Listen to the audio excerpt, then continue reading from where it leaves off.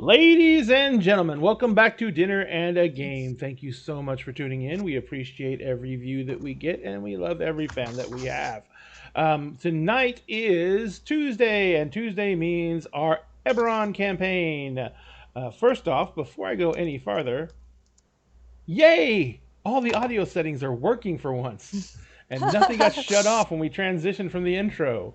Hey, That's me so saying hi to everyone. Oh yeah. That is. So That's that is awesome. congratulations. Now we know that. Tonight's game is a continuation of our ongoing Eberron campaign, where the characters are discovering the joys of public life. I guess you'd say. We are going to be continue that in just a moment, but first we do have our usual few announcements to get through real fast. First off, number one, we have two contests going right now. The first contest is our Race to 7K on Facebook. We have been running this contest for a couple of weeks. We're doing a giveaway when we hit 7,000 followers on Facebook. And that giveaway consists of a set of minis made up of the minis that you see populating in that little box in the upper corner there that as the screen scrolls through, you'll see different pictures of different minis. We're giving away every single one of those minis. Now, that would be normally cool because you're getting minis, but the thing that makes these minis unique is these minis came out in a Kickstarter that was strictly for 3D printing enthusiasts, which means unless someone is 3D printing and selling these, there is no other way to get them unless you know someone with a 3D printer or you have a 3D printer, and it has to be a Resin HD 3D printer because these are insanely high quality minis. They're high definition. So I am going to be printing all these out, and we're going to be shipping them to the winner. Now, like I said, we just started running this contest, what, guys, about a week ago? Yeah, something like that. Give or take. Yeah. Maybe two. Yeah, maybe two. And maybe 2 weeks by now. We were at like 6,080-ish when we started the contest. It's only been roughly maybe 2 weeks, and we broke 6,500 last night. We're at 65-35 right now. 65-35 right now. Yep. Mm-hmm. And we 65-35. are flying on our way, but there is a big caveat on that. Even though we are getting people following the page, we are getting very few people who are actually following the rules for the contest. And yeah, I know, rules, boo, rules suck, but we have to have them. So the rules for the contest are as follows. You must like and follow the Facebook page, and then there is a post about the contest. It is being rotated out as the tagged post at the top of the page. Okay, the pinned post at the top of the page. You must share the post. Sharing the post is your official entry into the contest. We are going to draw the winner of the contest from those people who have shared the post. Now, what that means Of to which you... only 46 I was gonna have. say, which means to you right now, as of right now, only 46 people have shared the post. And I guarantee you 3 of those are me. So, what you guys need to do is make sure that you go onto Facebook and go up, even if you liked and followed the page already, go share that post. I'm gonna make sure that it's one of the pinned posts again tonight after the show's over. That way it'll be up there after the show, and that will help everyone get entered to win. And it's actually the pinned post right now. So this is roughly probably right around $250 worth of minis, and these minis are to scale. A lot of the bosses on this mini set, they're giants. So these guys are on 75 millimeter bases. For those of you who don't know, that's a 4-inch wide base, and these guys are big enough to be put on that base and be to scale. So these are huge minis in the D&D standard of things. Also, there is a Death Knight, which is an amazingly detailed mini, and you get him mounted and unmounted. And then there is a series of 6 heroes, 2 different versions of a wizard, and then a party of 4, which is a paladin, a dwarven fighter, another elven caster of some kind, and then a rogue. All those are going to be included in everything, and it's going to be given away as a single set and that is going to be given away when we hit 7K.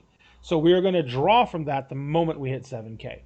Now, the next contest is equally important to us and has a very similar prize. The next contest is our Twitch. And for Twitch, we're running a contest to get us to 200 follows on Twitch. Now, this is a much more difficult contest to judge because Twitch is a separate entity from Facebook. But we basically set the contest rules up as the same thing. And then, Josie, for not joining the contest. Thank you. Sorry. Madam Walrus was saying you need to share or else he yells at you for not joining the contest. But yeah, so we're having the contest on Twitch to get us to 200 follows on Twitch. We're giving away a set of minis, completely different set, but once again, from another Kickstarter that was sent out for 3D printing enthusiasts. So these are once again going to be unique minis. We have a post on the Facebook page for that contest as well. That contest is going to be running until we hit 200 followers on Twitch. When it does, we're going to draw from everyone who shared that post and is a follower on Twitch. So what we're going to do is we're going to draw a winner. We're going to message them, have them send us their information on Twitch so we can verify it. Okay? So everything is set up. Everything is ready to go. All you guys need to do is go like and follow the Facebook page, Dinner and a Game, and then go and share the post for the 2 contests. And we greatly appreciate everything you guys do for us. We're trying to share a little bit back by giving out these contests for the different goals we're setting. And we really, really hope that you guys enjoy our content and you like the prizes. So, in the meantime, we are here for Eberron, and that is what we're playing tonight. Does anyone else have any announcements? Do we want to say anything about the poll that we did on our page and what won? Yes, absolutely. We decided that we were going to move away from Monster of the Week because even though we were enjoying the game a lot, the show didn't get the ratings that it needed. And I know who you are now, Miss Madam Walrus. And yes, you deserve prizes, so you should enter. So, yeah, she's scared to game. She wants to game, but she's too scared. No, game with friends. She's ready. It's the safest way to do it is game with friends because you're around people who love you. They're going to support you. They're going to make sure you get everything down, and you're going to have the best time of your life. So, and yes, you deserve prizes. Anyway, back to what I was saying. So we ran a poll to see what we were going to replace Monster of the Week with. And frankly, the poll was kind of shocking because we did a big poll about, mainly D&D games and how we were trying to focus. We wanted to see if we ever wanted to run another D&D campaign because those are the games we have the most followers for. Hello, Princess Crow. And the basic gist of it came out to, we gave you a bunch of choices. 3 or 4 different D&D campaigns, and then just to make sure we were giving some representation to other games, we threw out an option for 7th Sea, which is a wonderful like a 16th century-ish RPG, and then we threw out one for Firefly. Man, did I underestimate the popularity of Firefly. Holy cow. So Firefly, we're not even going to continue the poll anymore, because even if 100 more people vote with the percentages they're going on, Firefly is like 3-1 odds to win out completely. Like, you could say that it really spearheaded the competition, huh? Oh God! Oh my God! Yeah, but just the tip. I hate you. I hate. How does he clean his harpoon? Why do I do this to myself? Why do I do this? Hey, I finally voted in that poll, by the way. Oh, come on, Kessie. Where's your spirit? I want to do something, but we're live on the internet, so I'm not. You can do it, Kessie. It's okay. That is Kessie. Honestly, that's me. People watching haven't seen that before. So basically what we're looking at for this is we are going to run a Firefly campaign. We were actually just discussing it before we logged on. And so the Firefly campaign is going to hopefully start this Friday. No one here other than myself, Jessica, and one other person has actually played the game yet. and it is definitely a different mechanic and a different system. It is called the Cortex Advanced system, and it is a wonderful blend of mechanics and story.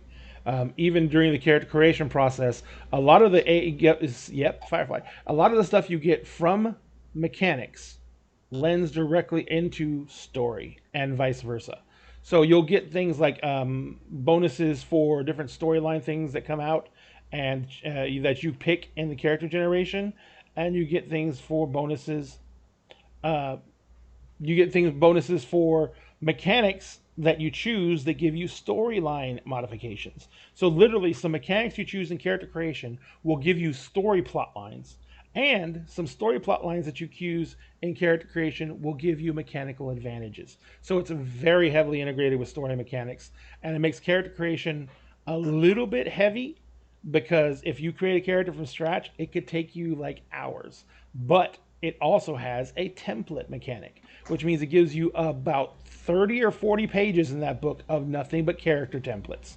Different things like, Cortex Agent, or Browncoat's Sympathizer, or anything like that. And those come with a bunch of skills and everything built out, and then some freebie points to actually tailor it to your character later on. So we're going to be making characters this week, and then we're going to try and shoot for a session 0 on Friday. But as everyone knows, real life comes first, and if we can't make the scheduling, we may have to take this Friday off. So we will let you know that well in advance, at least by Thursday. And so we will know what was happening on Friday night then. And final announcement, we are also launching a new show on Saturdays. It is called Dinner Conversations. This is a show that we're doing that is basically covering different topics. This week's topic, what did we say this topic was going to be? I totally blanked. I had it in my head. This coming up week? Yes. I believe we were going to be discussing the changes. Yes, the changes to D&D's, the way they treat NPCs, and basically the way they're kind of almost stepping away from alignment, and they're stepping into characters that are motivated by actual events, and characters and stepping away from the idea of people that are races that are inherently evil, and rather than being racist, they're letting things develop along a more organic nature with that. So you basically will have characters that are NPCs that are not directly inherently evil. They're just basically went through circumstances that caused them to act in the ways they act. So, all that being said, there's two things that are terrible. It's racism and alignment. Yes, racism and alignment. They're almost as one's almost as bad as the other. But so, what the heck just happened? Hang on 1 second. I'm sorry. Oh, I thought we lost him for a minute. No, we always lose me sometime.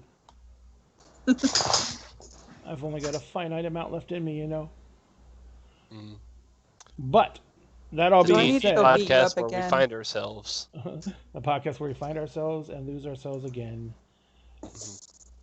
Hopefully not to death saving throws. Not to death saving throws. Oh, God. Kessie knows those intimately. Only Kessie gets death saves. She takes them for all of us. Okay, fantastic. I'm totally okay with this. Oh, cool. Hey, thanks, Kessie's guys. like a Hold on, pro at I it, don't know, man. because You just roll death saves real well.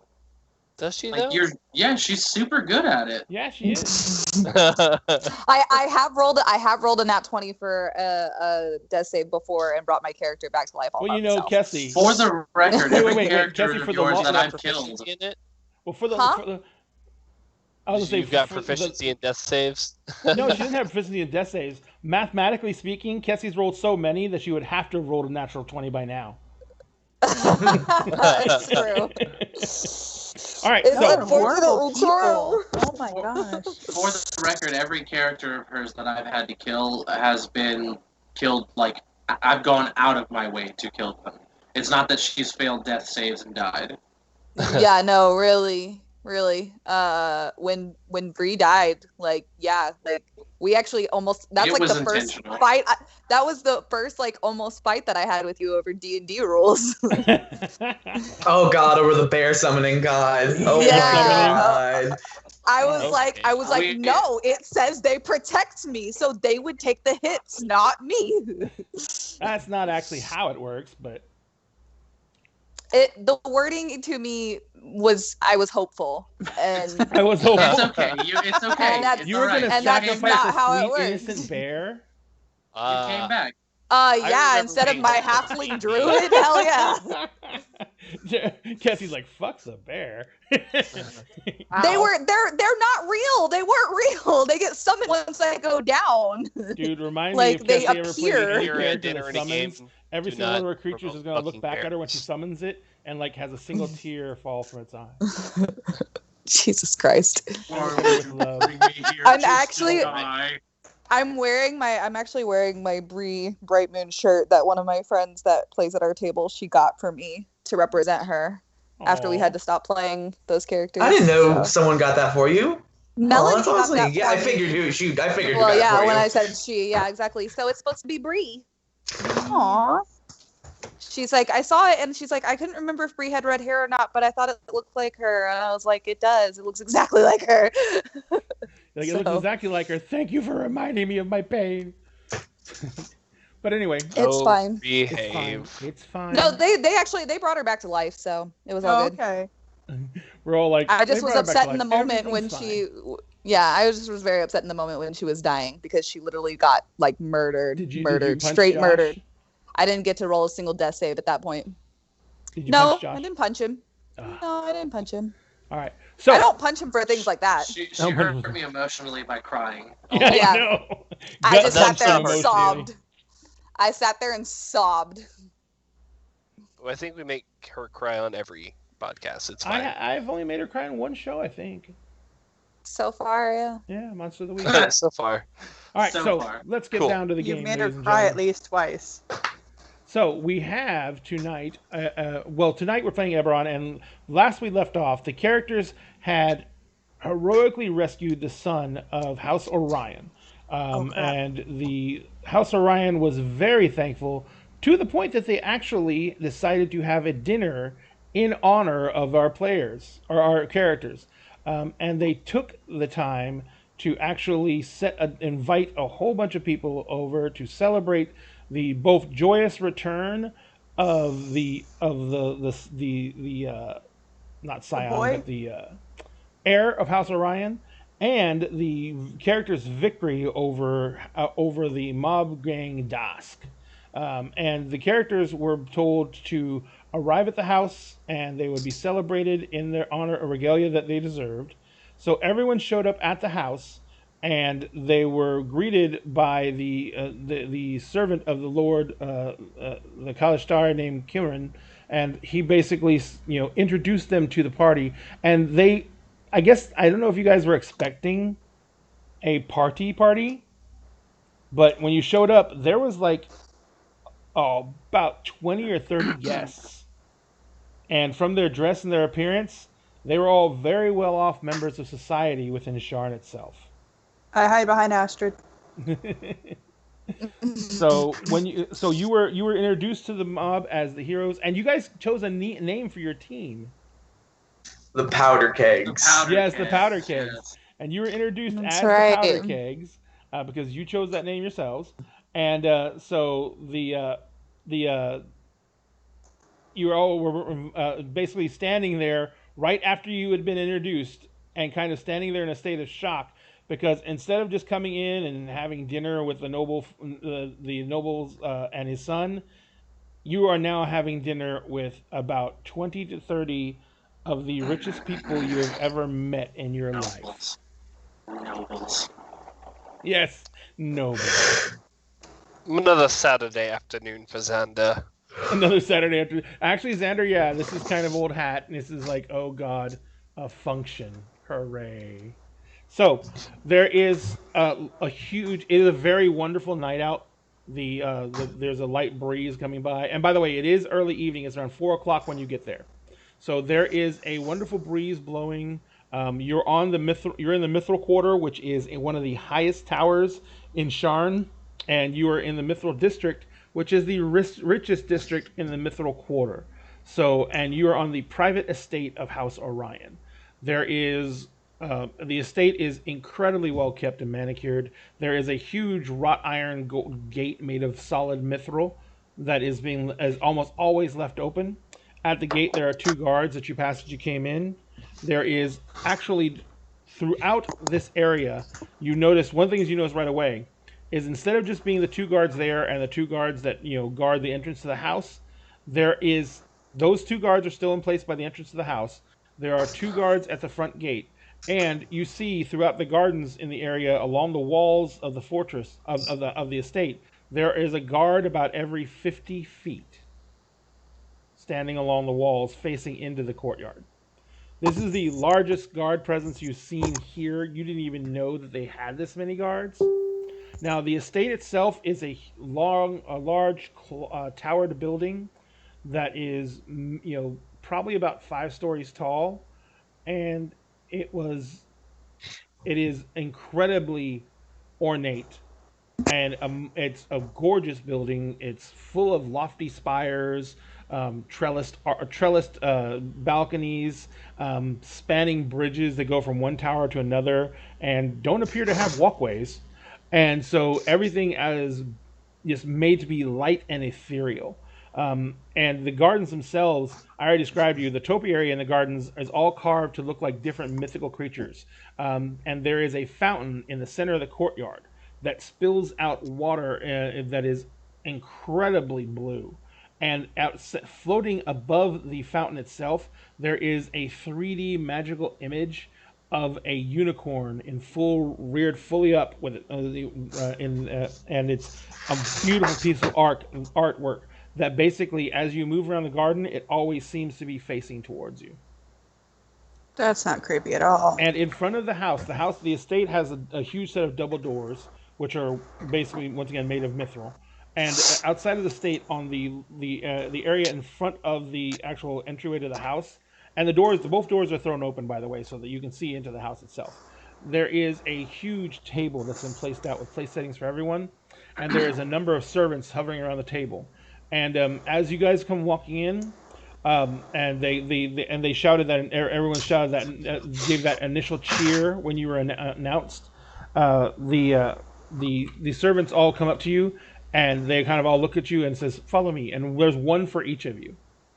And as you're walked over the table, you're each seated individually with like a noble to either side of you. None of you are seated together. Okay. And Bastion, Weird. So, I was gonna say, you're seated to the left of Lord Orion. So as I'm being led in, I want to take a quick look around and see if I recognize any of these people. Make me it would be a perception roll. Could I also roll to see if I recognize any of these people? Just by... You may definitely do name. so, sir. Yours would be a history check, though. It's the nearest thing you can get to it, so. And nice roll. So, one second. There we go. And so... 18. 18 yet? And 19. 19, damn. So... Nice. Gotta one-up me every time. So, Literally Xander, one-up. Xander, this is a who's who of Sharn High Society. And because of the nature of Sharn and its influence in the rest of the world, this is basically a who's who of Covert. Okay, there is a long list of famous guests here. Everything from actual nobles, which Sharn is not really noted for its high amount of nobles who reside in Sharn. The Grand Duke runs Sharn, and his son is in attendance. So he himself is not in attendance. No. His son is? No. Okay. But there is a rumor that the Grand Duke is not in the best of health. and his son has been doing a lot of his functionary duties for him, which does mean that if the Grand Duke's son is here, then that means that the Grand Duke himself was invited and saw fit to would have attended. What is his son's name? Wilhelm Gregor. Is there any of my family here?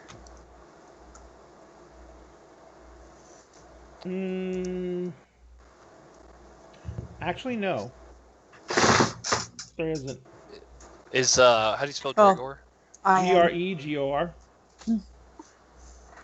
I count. Damn it. So,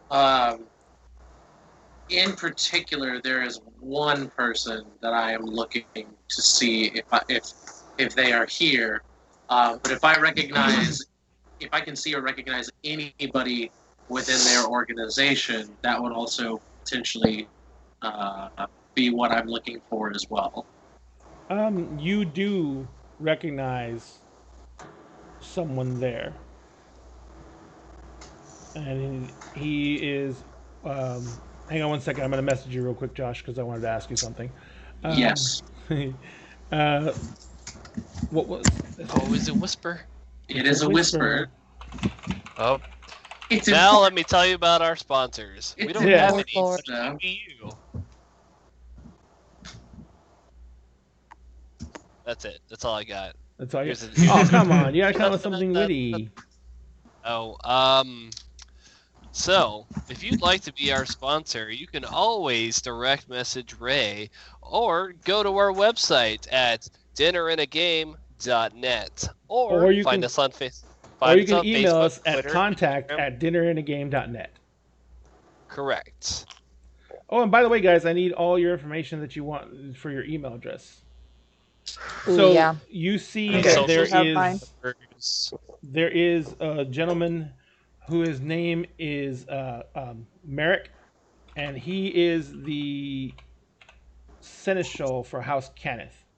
He is not in direct succession to House Cannith, but he is like, a second cousin.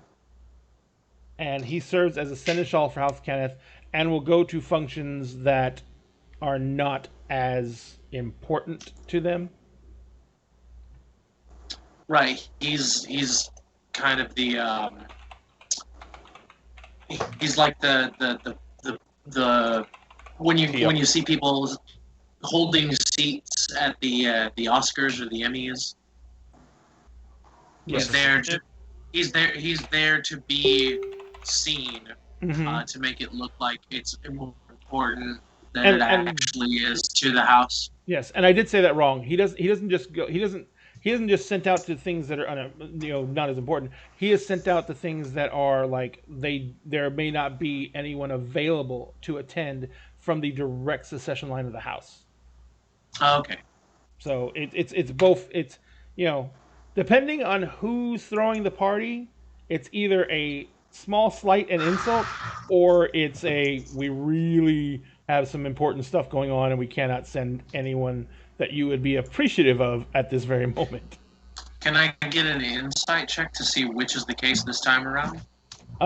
You don't really need one. House Kenneth is not a high enough house that they could afford to insult House Orion. Okay. They are a powerful house, but I mean, the two worked together in tandem to create Warforges. So Yes. I mean, yes. but Orion was the funder. Yeah. So, that's the big thing is that House Kenneth would not insult their partner in that way.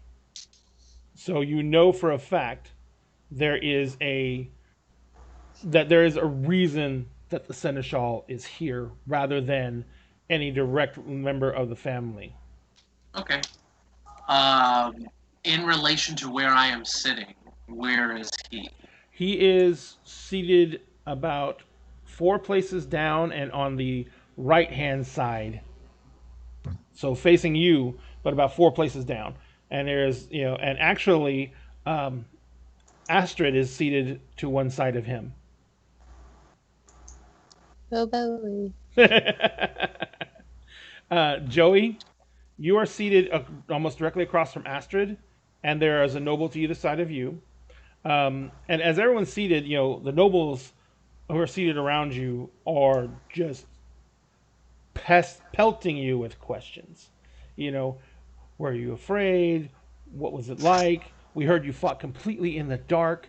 We heard that this a ton of. We heard someone was disintegrated. Blah blah blah. Someone was saying we heard there was a bomb. It's all kinds. You just pelted with questions, and Powder's loving it. yeah, and so how would each one of you respond to this? And everyone except for Bastion is pelted with questions. How would everyone respond to this? I drink more. I'm just like, please, please. Unfortunately, there were more members of this group before we got here, but I'm not at liberty to tell you all the juicy details. At this Wasn't even there. Shut up. What about Powder? Powder I can neither is confirm nor deny. Powder Stay is eating it up secret, and like regaling people with the tail, just like eating it up, sapping it up, like talking about his guns, saying how his guns helped, like just. And then in the dark, completely in the dark, the half ogre was invisible, and I just threw out the fairy fire from my gun, my own gun of my own design, and next thing you know, we could see it and we could kill it. Things like that. Would you be like showing off your guns at No. the table? No, Okay. Oh, Like, None of you, by the way, we None didn't of get you our were weapons, I disarmed. think. Oh, really? What? none of you were disarmed. Okay. Excellent. So we all have our weapons. Yeah, you're Good all to carrying know. all your Strapped. equipment. I don't have a. And maybe Powder is like showing them off but not pulling them out. trigger discipline. Yeah, exactly. Right. Yeah. Noise. So kind of talking more with these nobles, is there anyone, you said that it's the who's who of Covert. Anybody else really kind of stick out other than the Grand Duke Stun and this Merrick fellow? Yes. Is there... There is the Lord Marshal, who is the commander of the Watch and a member of the family Oshant, which is another well-to-do noble family in Sharn. They fell on hard times, and his name is Michael Oshant. But they fell in hard times in the last years, and they're attempting to redeem their family name by marshaling themselves into public service. Several of them have taken key posts in Sharn, and they're doing this. They're launching a campaign. It almost seems to win over the favor of the locals because they're creating programs like, programs to feed the hungry and programs to take on or to help out the Warforged who have come and actually been the Warforged refugees that have been flooding into Sharn since the end of the war. And they're doing all kinds of programs like that. They've taken over some key offices of the government of the city, and but instead of like manipulating for their own ends, they seem to be on an honest campaign to try and rehabilitate the corrupt governmental systems in Sharn. People are they are quite the talk of the town because this is not the way things normally happen in Sharn, and so there's a lot of people who have who are bending their ear about certain special projects that they want taken care of. But there's also just as many people who are worried about the direction that the Oshant family is taking Sharn away from its traditional way of doing things. So they're both seen as a blessing and to some seen as a hindrance. The only other really heavily notable person here that, is like, this is someone who pings your radar on a grand scale is the high mage Keros. And how do you spell Keros? Kheros. His last name is Keros Lightbinder. Lightbinder. Mm-hmm. Gotcha. And he is from your hometown, your neck of the woods. He is a representative of the Mages Guild, He operates the Arcane Tower here in Sharn, which is the chief point of study for all mages in the area. His presence here, he does not usually attend many social functions at all.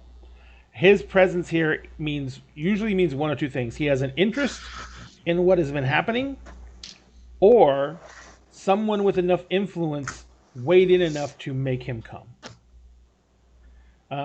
He doesn't see. He's seated pretty far down the table, and he's not seated next to any one of you. And from what you can tell, he's mainly ignoring the people around him, and seems to be like just drinking wine and waiting for food to be served. I like his style. Who's sitting next to me? Just some celebrities or something? Well, next to you, there is a Lady Regale, and she is a I would say a well-off. They're from a well-off merchant family, and she basically is the matriarch of the family. She's an older lady. She's seated to your right. And to your left is her nephew, Jordan. And he is probably about 17, 18 years old. And he is like just every story that Powder's kind of sitting across from you with two people on his side. Every story that Powder is spouting out, he is just in rapt awe. And you notice he has a little notepad that he is just taking notes down furiously in whenever he's, but his aunt keeps on, she like literally reaches across you sometimes and slaps him on the hand, and she says, not now, just remember it and write it down later. Oh my goodness, I'm so sorry. Oh no, of course not. We're not used to this per se, but we do love to regale our she chuckles at fans. I give her a playful wink. Yes. And I introduce myself to her. Xander Cobwood, pleasure. Oh, it is a pleasure to meet you as well. It is wonderful to find someone of such refined social skills in this group, which normally when we entertain adventurers who have done a great service, they're nowhere near as well spoken. Oh, you do flatter me, lady. You said Regale, right? Or Regale? Mm-hmm. Yeah, you do flatter me, Lady Regale. So what you do this often, or what brings you to this She says, humble meeting? When you receive an invitation from the Orions, you attend. It is not the way of our house to bear any insult to someone as predominant in Sharn society as Lord Orion himself. Of course. You would be well to take note of that. If you have found favor with the House Orion, you have found a stepping stone to greatness in this city. Absolutely. I'm not sure if you're aware of the humble Cobwoods from the Fairhaven, but we do our best to take note at manners such as this. This is, I think I have heard of the Cobwoods. Yes. Where are you from originally? We're from Fairhaven. Yes. I do believe I have heard of them. Your father runs a very respectable business, from what I understand. Oh yes, father. He is nothing if not a busy man. Well, I mean, that's to be understood. In these situations, we have nothing to say, but you take care of family first, business second. And usually, family and business are the same thing. Naturally. So, Bastion, you're sitting next to Lord Orion, and he kind of like, the first course is, you all are served wine. If you do not drink wine, you're given your choice of water or like they have different fruit juices and stuff like that there for everyone. And the first course is served. I think I would, like, if he's offering me wine, I'll take it. Well, he doesn't offer it. Servants do. Oh yeah. Well, That's what I'm saying. The servant comes like by. vicariously through his servants, he is offering me wine. Yes. I will not do him the dishonor of or rather the insult of not partaking. Gotcha. So he basically, as you pour the first glass, he comes out and he says, he looks up at you and he says, he lifts the glass to his lips and he says, Bastion, again, there is no way. And he kind of like makes a grandiose sweeping gesture to those around him that House Orion or the city can express their gratitude to you and your party. And like I said, Powder, you're sitting across from him, and Astra's sitting across from Bastion, and Joey, you're kind of on the right-hand side of the table, and you're like the last one of the party, and so you're about, let's see, 2, 4, 6, you're about almost 10 seats down from that end of the table. So I can't hear any of this? No. I mean, no, he's actually speaking up. Like he's like everyone else at the table starts to, stops talking as Lord Orion begins speaking. And he kind of stands up and he holds up his wine glass and he says, House Orion salutes the powder kegs and appreciates the service they have rendered to us.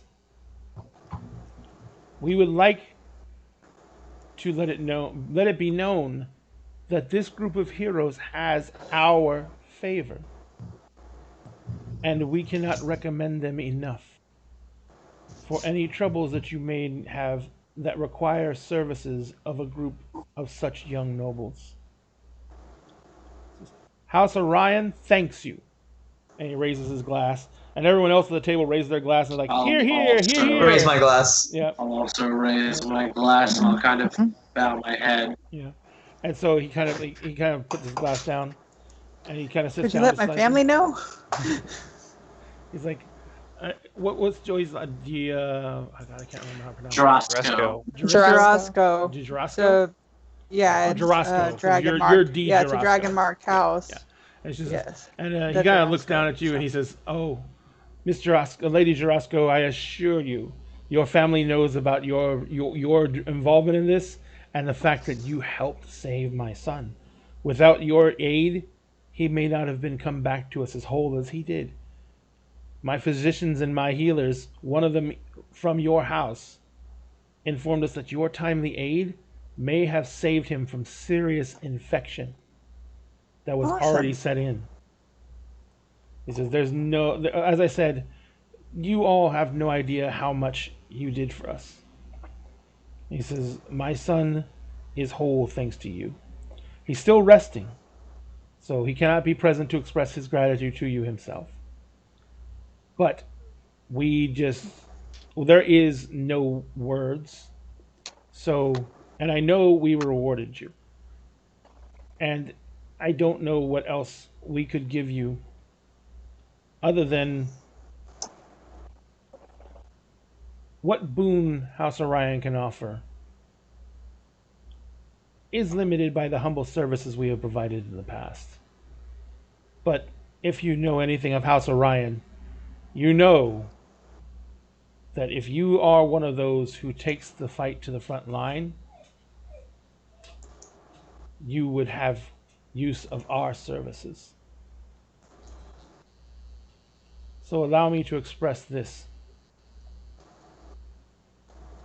Each of you will be given the opportunity to meet with one of our oldest designers, who will begin fashioning you each a unique reliquary that we hope will come to represent each of you and the powder kegs as a whole. Wonderful. And Powder, sir, I understand that you yourself are a delver into the aspects of the Arcanist, as well Indeed. as it's like you are more than willing to sit at his side and learn from one of the great masters as he does this. It would be my honor. It's like, this is the highest This is the highest honor that House Orion can give to you all. We wish that there was something even grander that we could do. But although we are a powerful house and a noble house, even we have limits, and there's no way what we could give unto you would equal the value that you've given back to us. He says, again, and humbly, House Orion is in your debt. And everyone kind of like murmurs a little bit. It's like most of the people are shocked by what he said. And Lady Regalia leans over to you, Xander, and she says, House Orion has not commissioned any new designs in the past 5 years. Everyone assumed that they were done with that business. I didn't even know they had a designer left. Ah, yes, of course. Well, it seems that perhaps the winds of change are in motion.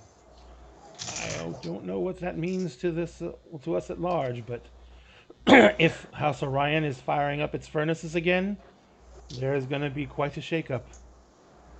And I'm just going to lean in, wink, and be like, remember, send a cobwood. And I sip my wine and focus my attention on Mr. or Lord Orion. Gotcha. So once he like sits back down and like the meal continues, I want to lean over to him and speak to him directly.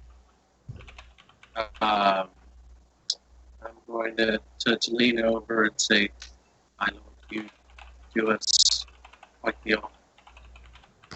It is a hefty service that you are providing us. To know that we are all extremely grateful for this opportunity. This is quite the gathering, quite the event. I am honored to be at this table. Perhaps later we would be so lucky to be graced with a tour of the house." He says, I think that could definitely be arranged. He says, also, you maybe you are your renown is one of mystique and mystery as a member of the powder case. Your background is hard to trace.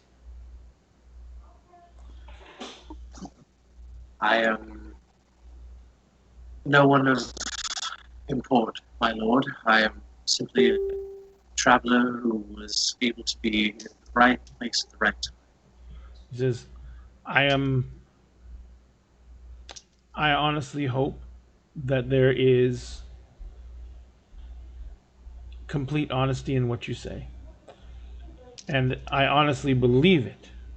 And I will state that empathetically, because of what you have done for us shows what your character is and who you are. However,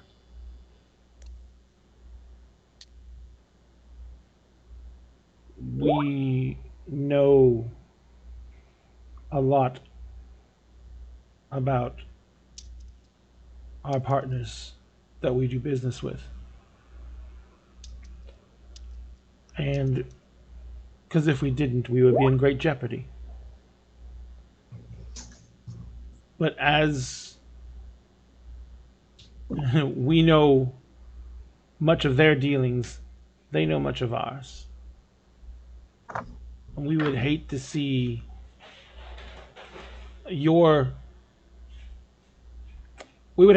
situation to be untowardly affected by your association with our house and what notoriety that may give you with our other associates. We have taken precautions. He says, we have taken precautions this evening, but we do know that our associates are in town for a considerable amount of time, and we have no idea why. I just thought that you would be very happy to know this moving forward. Okay. So I'm going to go ahead and insight him. Feel free. To see if he knows who I am. 10. Okay. Even with a 10, he is obviously trying. Oh, shoot. Thank you very much for that. The stats for the characters on the side of the screen are wrong. That application was not working last week, and it's chosen to work this week. That's for the that's for the Curse of Strahd characters. It didn't work last week. It's working this week. Yay, technology! Sorry about that, guys. We'll get it fixed for this next game. I'll see if I can fix it right now while we're talking about this. But in the meantime, yes. So Josh, but even with a 10. This man is, and he's talking low to you. Like, yeah, he's obviously, he's throwing his voice directly to you. And you notice that the person sitting right across the way from you, is his manservant, the Cowstar. And so he's the only. I have his name here. It is. I constantly forget. Vashadi. Vashadi is sitting across from him. So basically, as he lowered his voice and with all the other noise that everyone was talking, you three are the only three that can hear each other well. Okay. And Astrid is kind of sat off one seat because she is like one sit down from Vashadi. He says. He is. Oh, sorry. With that, even with a 10 insight, he is being very, very direct with you. If he's lying, he is incredibly sincere about this lie.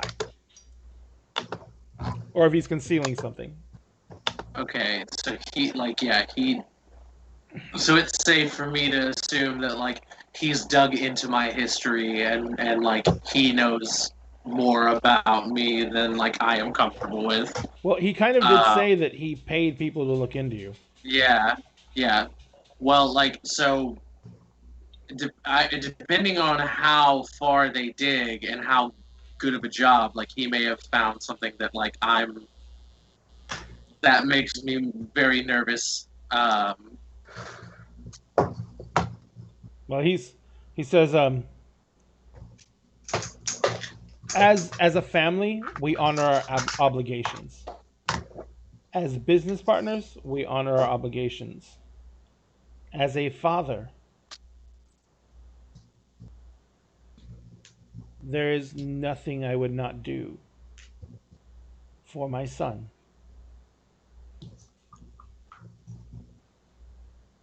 There is no way I can make this any more plain.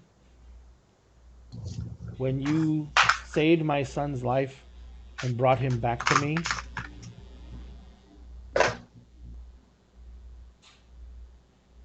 without being able to do it publicly, but in every way that matters to us, you joined House Orion.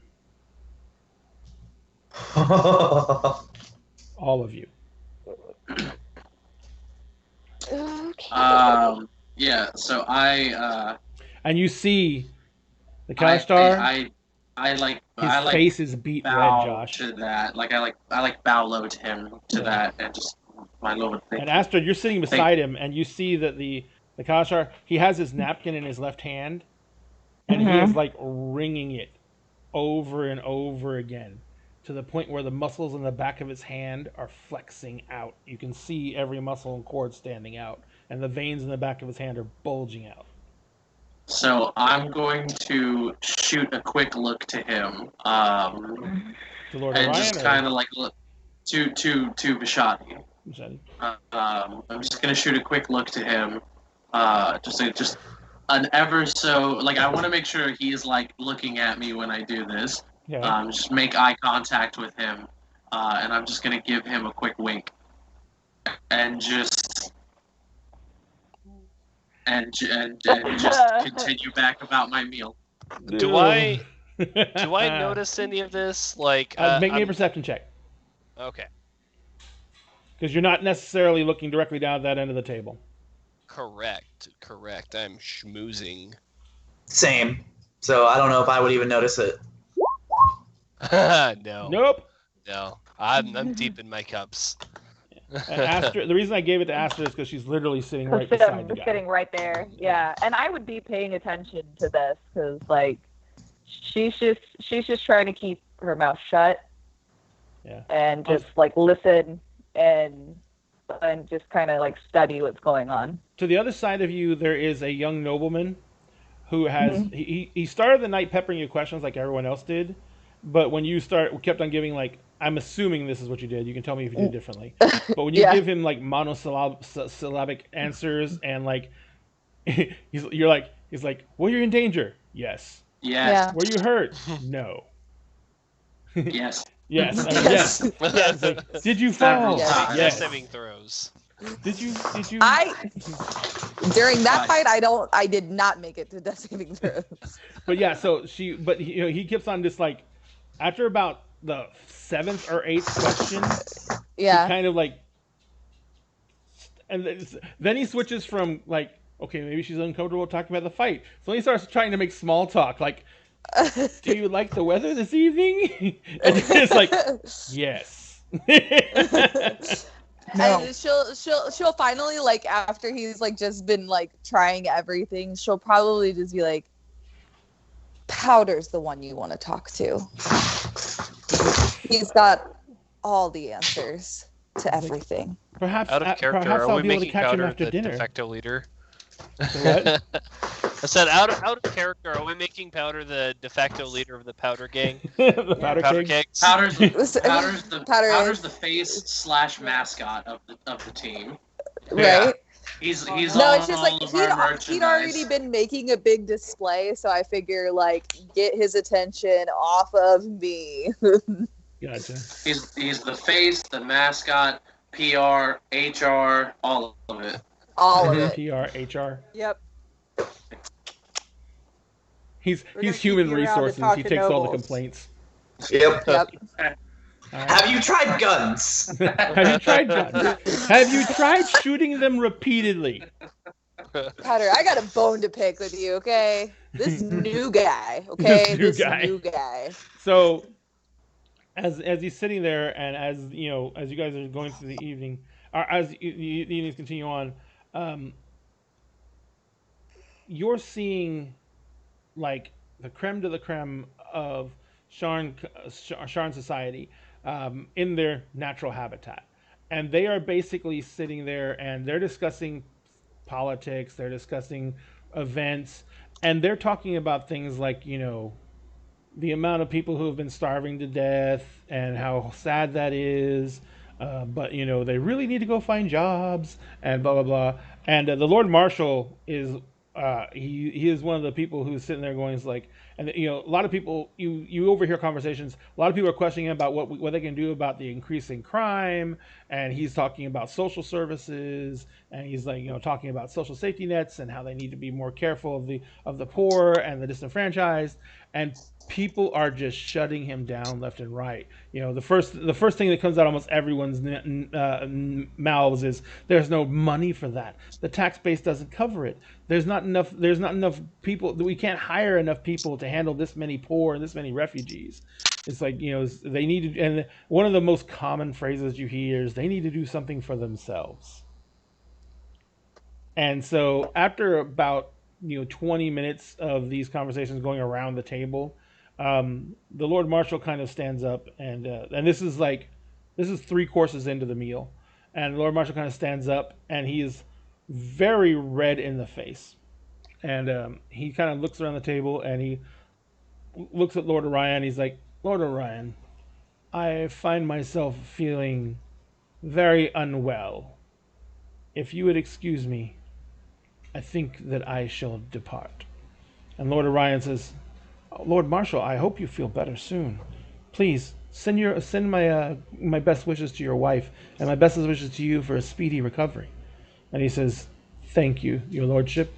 And he looks around the table and he kind of like looks over at each one of you and he says, and thank you to the powder kegs. The Lord does not even begin to express the gratitude of the people of Sharn for providing such a noble example of what citizens can do when they put their mind to a problem and band together for the greater good. And he kind of like glares at everyone else at the table, and he kind of spins on his heel and he walks towards the gates. And you see a sky carriage comes pulling up and lands in front of the gates, and he climbs in and takes right off. No ceremony, no pomp, no circumstance. And suddenly the table is a whir as people start making comments about the rude behavior of the Lord Marshal and the strange behavior of their house and what's come over them in the past 5 years. Yada yada yada. I like that guy. I like the cut of his jib. Is there any music playing? Yes, there is a string quartet that is playing off to one side. They're very good. Okay, interesting. Can I kind of pick up what style is it, like standard, like fancy, schmancy, fancy? No, music? it's more like the standard. It's basically chamber music. It's not designed for dancing. It's designed to be a nice piece that plays in the background while people have conversation and everything like that. So. Okay. Elevator music. Elevator music for the most part. Yes, the fantasy version of elevator music. 8-bit. Yeah. Not 8-bit elevator music. The girl from Ipanema. Oh my god.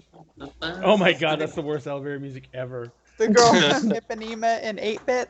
That would actually work, actually. It would. Yeah, it would. I was thinking about it. I'm like, wait a minute, no, that would work. So, what is... When she passes each one, she passes, goes...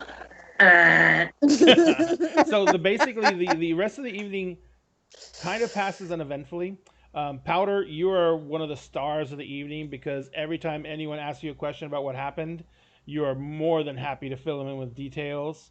Xander, you do very well as well, being that you're with people that you're used to dealing with, and you can make small talk with them. You're very easy. There's an ebb and flow about you that people enjoy. I would like to try and sow gossip and figure out, I obviously the Lord Marshal and his family are among some of the gossip, but I also want to know what other gossip is going on as far as that good high society gossip. You're just trying to get general gossip? I mean, because this is a huge city, so there's a shit ton of it. Yeah. Really, the parts that stick out that people just can't stop talking about. Besides, like I said, the Lord Marshal and besides us. Yes, what we did. Well, after dinner is basically served and people start getting up and milling around, there is supposed to be the way the dinner parties work is the dinner happens, everyone talks, but everyone knows that they're really here to kind of get a chance to mingle with you guys, the heroes. And being trapped at a table and locked into place settings means that they don't really get to talk to everybody. So after dinner is done, everyone is permitted to. There's supposed to be some time when everyone's supposed to enjoy the gardens, as it were. And there's like light, there's wine served and little dessert trays are served out and everything like that. Servants walk around with either drinks or small little dessert items, finger foods type things, as people just group around in the courtyard area, and basically different groups of conversation form. And of course, this is the typical thing where gossip flies. You basically you get a lot of stories of, you know, this lord is having an affair with this lady, and so and so's husband already knows about it, and you know, just the usual gossip of affairs, betrayals of business. Because one thing about Sharn is that the nobles do hold the power in the city, but the rich mercantile class is pretty much on equal footing, which that is due to the guilds themselves. The guilds are made up of merchant families, and those merchant families are the ones who, you know, have control of just about every major industry in Sharn, including transportation, manufacturing, you know, agricultural. All the guilds control all those, and so when you say the nobility rules, they do. They can still strip guilds of their lands. They can still strip guilds of their, you know, rights to practice their their ways of doing business inside their lands. But the guilds are so huge that their influence spans outside of those that nobles or families' lands, and if they do end up doing that, they can be guaranteed that they will be hit with trade embargoes, not just by the guild that they originally banned, but by every single other guild in a movement of solidarity. Mm-hmm. So the guild families are just as powerful as the noble families, and often it's kind of often hard to tell them apart, because the members of the guild families are referred to, the leaders of the guilds are referred to as Lord and Lady, even though most of them do not have title and do not have any way of you know, asserting that status. They still are referred to as Lord and Lady, which is not typical of any other feudal system, because the titling status was something that was highly sought after, especially if you weren't noble. You would basically, you know, because you would look for that because it could do things like grant you land and property, and sometimes that was the only way to legally own land. So that's one thing, big thing about the Eberron setting that's different from others. The Eberron setting, commerce is almost as strong as nobility. Gotcha. But of course, Xander knows all this. Oh, absolutely. Okay, so then I guess while, you know, there's the whole enjoying the gardens, milling about, stuff like that, I would also like to approach the High Mage Karos, a Lightbinder. He is actually talking to two older gentlemen who are in, you know, very fine clothing, and one of them is like, "Look, Kiros, I understand that you have obligations, that the college is bound to only of students per year, but I insist that you reconsider my nephew's acceptance." And the other gentleman says, "Yes, and my granddaughter." He says, and the Kiros kind of holds up his hand. He's like, "I understand that you are insisting I reconsider my decision about my university. But I need to remind you, your nephew," and he looks at the guy, "and your granddaughter couldn't summon a pigeon out of a paper bag." And both of the gentlemen look at him, and they're like, the louder one who was speaking first, he just gets incredibly red, and he says, you will regret this. You will not be allowed to insult my..." And the other guy puts his hand on his arm, and he's like, "Come, Ferris, let's not blow your top here. We don't want to make a scene." And he kind of like starts dragging away, and he kind of leans over Ferris, and he says, "You really have to watch what you say." He says, I'm sorry, but..." And he drags the other guy off, and that's just as you're walking up. And I was gonna say, I saunter over with a full glass of wine for Karos. Karos looks at you. He kind of looks at you. Like such lovely conversation. Oh, go ahead. He takes a glass from your hand. And he looks at you, and he's like, he looks at the glass of wine. And he's like, I think not. And he kind of just runs his hand over it, and he comes away, and he's like holding what looks to be a full jigger of whiskey. And he's like, much better. Voice. Like, yes. One of the heroes. I like that guy. Oh, yes, of course. I'm sure you've heard of me. I believe we are originating from the same country. Is it country, territory, continent? It's whatever? a country. A country, cool. Yes. We are it both is a small country, but it is a country. From on there. Xander Cobwood, at your service. I know you, Mr. Cobwood. I know your family. He's like, your father is a driven man. Very demanding. That he is. I'd imagine almost as demanding as those two gentlemen. He's like, oh no. He's like, they know what the truth is, and they don't want it to get out, which is why when their children, when their grandchildren, nieces, when they fail the university's exam, the first thing they do is come try and use their influence to buffet me and try and get what they want. He's like, next they're going to appeal to the council. He says, and then in the end, they're going to resign themselves that they have a couple of no-talent hooligans, and they'll ship them off to wherever they ship those off to in order to let them not bring shame upon the family name. He says, but the kids just don't have any magical ability. It happens. I know Eberron is a place steeped in magic and wonder, but not everyone can wield the arcane. I'm sure you understand. Being a practitioner yourself. Of course. Father was ever so persistent that I go to the university. And no offense to your university, it's a fantastic place, and its reputation precedes itself. I just he's not so keen on the bardic arts, and well, that's where my heart lied. He's like, and where your talents lay. He's like, of course, I do not take you for the studious type, and I don't think you would have found the university much to your liking. Very confining and very restrictive, requiring an excessive amount of self-sacrifice. Of course. Well, I just have, let's say, a broader taste in substance.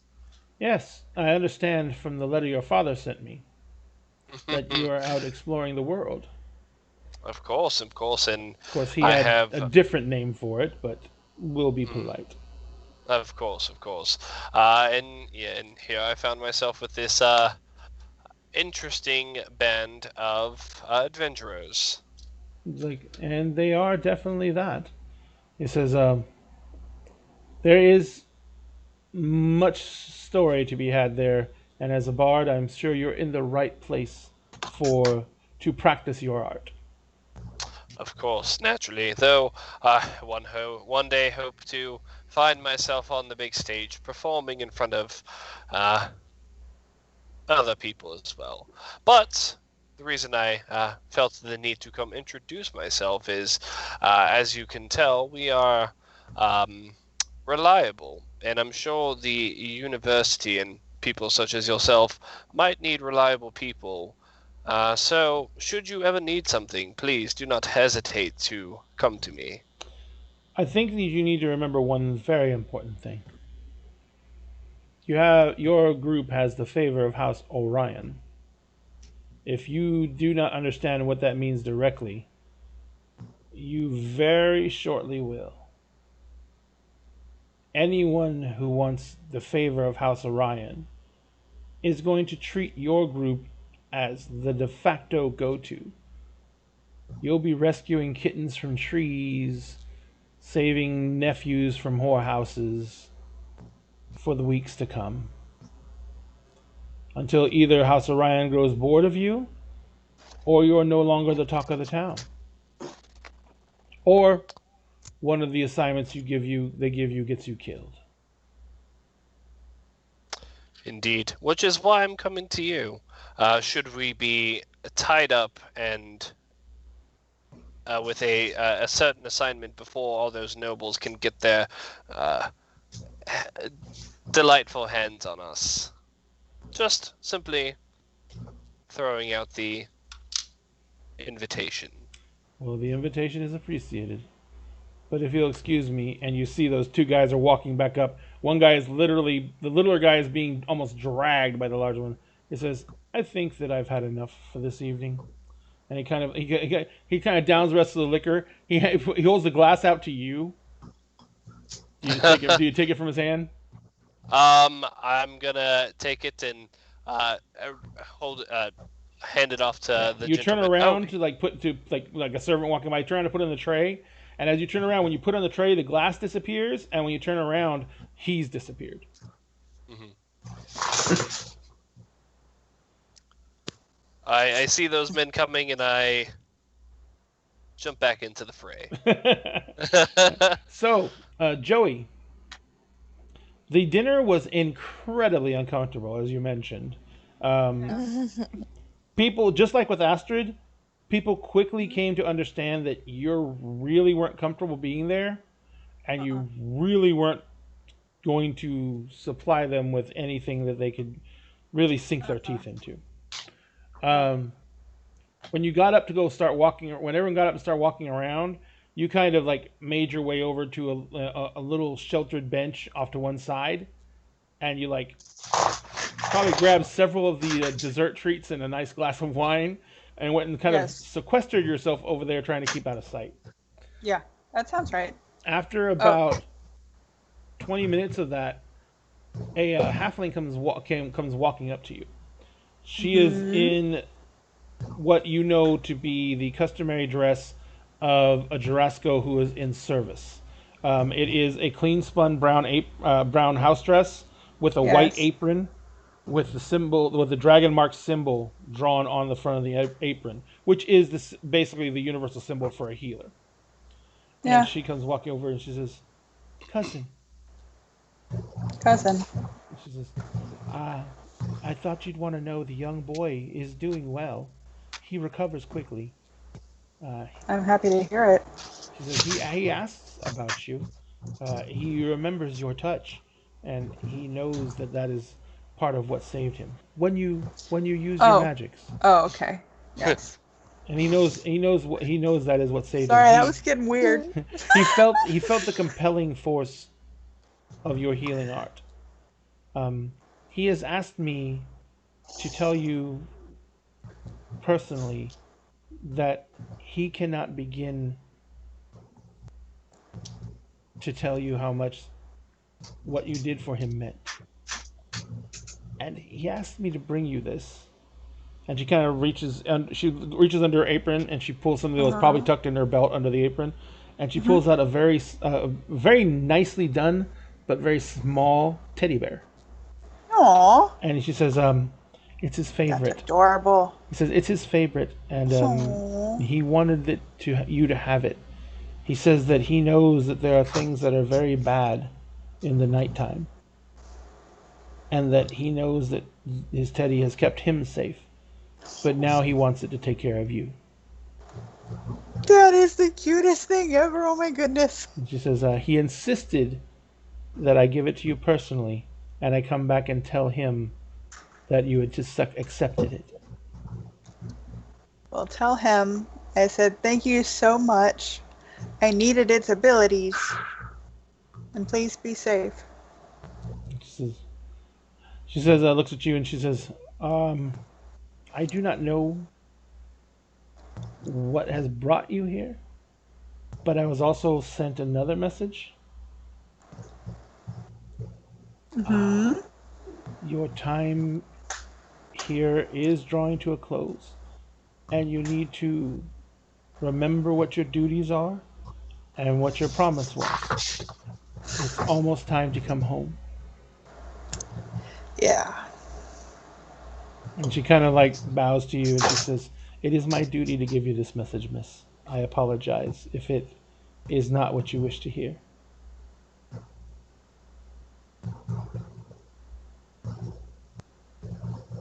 Did you lock up? I think she might have. She froze. Oh, no. She froze right then. Yeah, she froze. I was like, man, is she just like playing the hard game? Like, just like is she staring her down? The eternal house. I'm gonna keep She's locked on a stair. Until she leaves. All right, well, she'll be back. How dare you? How dare you deliver this message to me? Oh, man. So,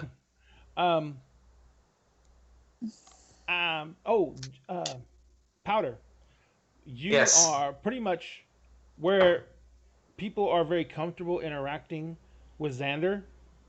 People are drawn to you because they literally are goading you on to tell the stories over and over and over again, trying to get you to elaborate on situations and everything like that. And after a time, you literally jump up on a bench and you're just like telling the full scope of the entire story. And you have like 10 or 15 of the nobles standing around you.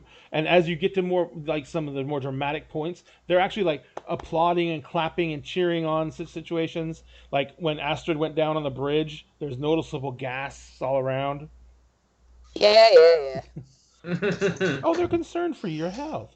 Joey makes. I'm sorry. Totally. Powder is totally singing your praises as a noble hero. So yeah. So yeah, but so as you're talking to them all, and as you're all standing around, there is a whistling noise that comes from overhead, and you see what looks to be one of those sky skiffs come whistling over the wall.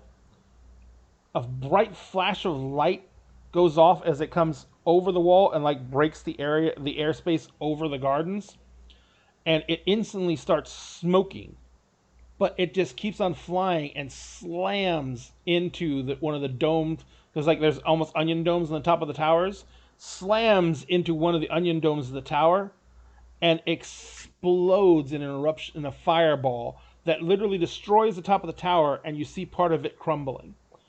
And everyone kind of like looks up and is shouting, and there's debris falling down, and there is a huge rumbling noise, and the tower kind of shifts and shakes, and the top like 1/4 of it kind of just breaks off and starts falling down. And this is a tower that's like right near the wall, between the wall and the actual structure itself. So it collapses into the ground and the rubble around the base of the building, and people are shouting and yelling and screaming. And when the black flash happened, Bastion, this is because the Lord is still, Lord Orion is still like walking with you and talking. When the black flash happened, Lord Orion kind of looks around and he says, "What's going on? He's like, "That can't be right." And he kind of spins around and he's like, "Vashtai!" And Vashtai is nowhere to be seen. And then the Lord goes around, looks around, he's like, Guards! Form ranks, protect the guests, everyone inside."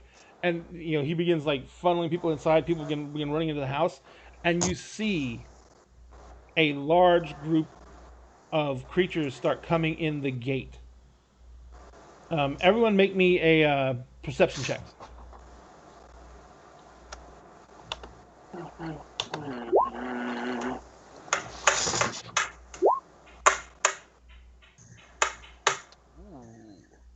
Hey. Nice. Jessica, your camera's not on yet. Nice. What? Nice. Your camera's not on yet. I can hear your voice, but I can't see anything. Your camera's not on yet. Yeah.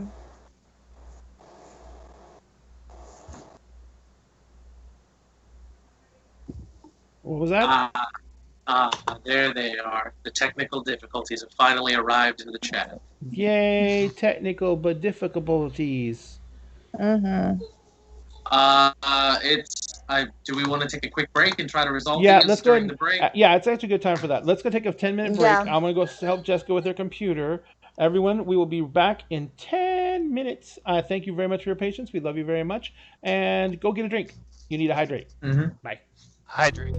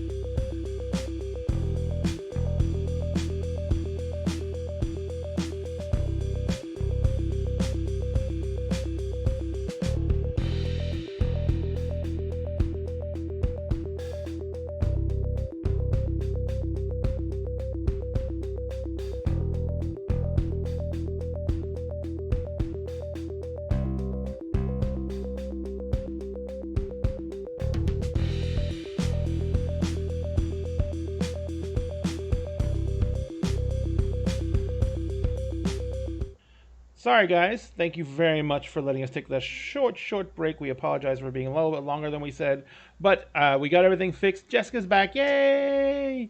And and Joey now has a teddy bear.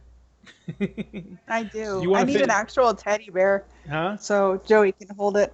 I said I need an actual teddy bear. I don't know where all the teddy bears are, but anyway, where did we leave off before that happened? Other than Joey explosion. Yeah. Oh yes, the explosion and Skip hitting the tower and the tower exploding and collapsing. Yeah, and then things running in through the gates, and so we all made a perception check.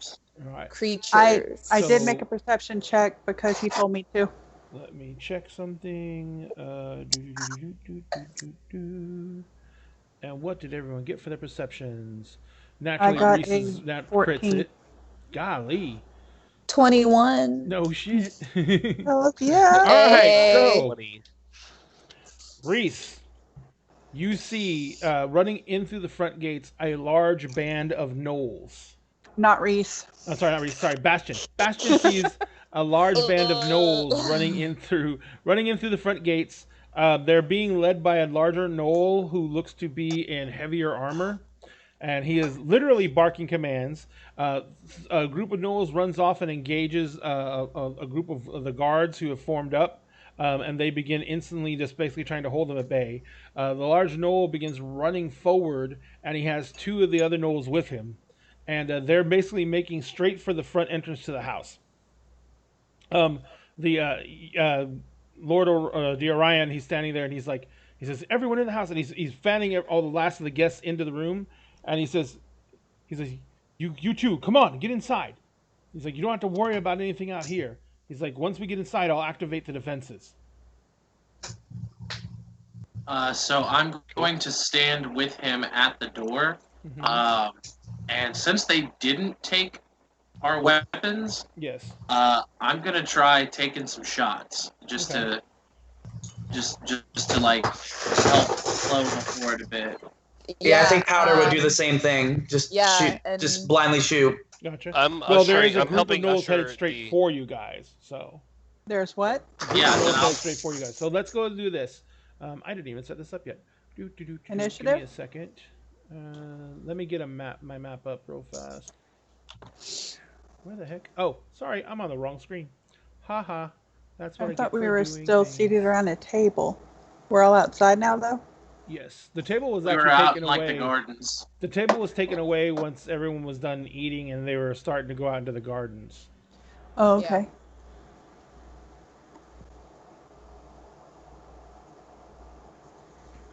Check if this will work.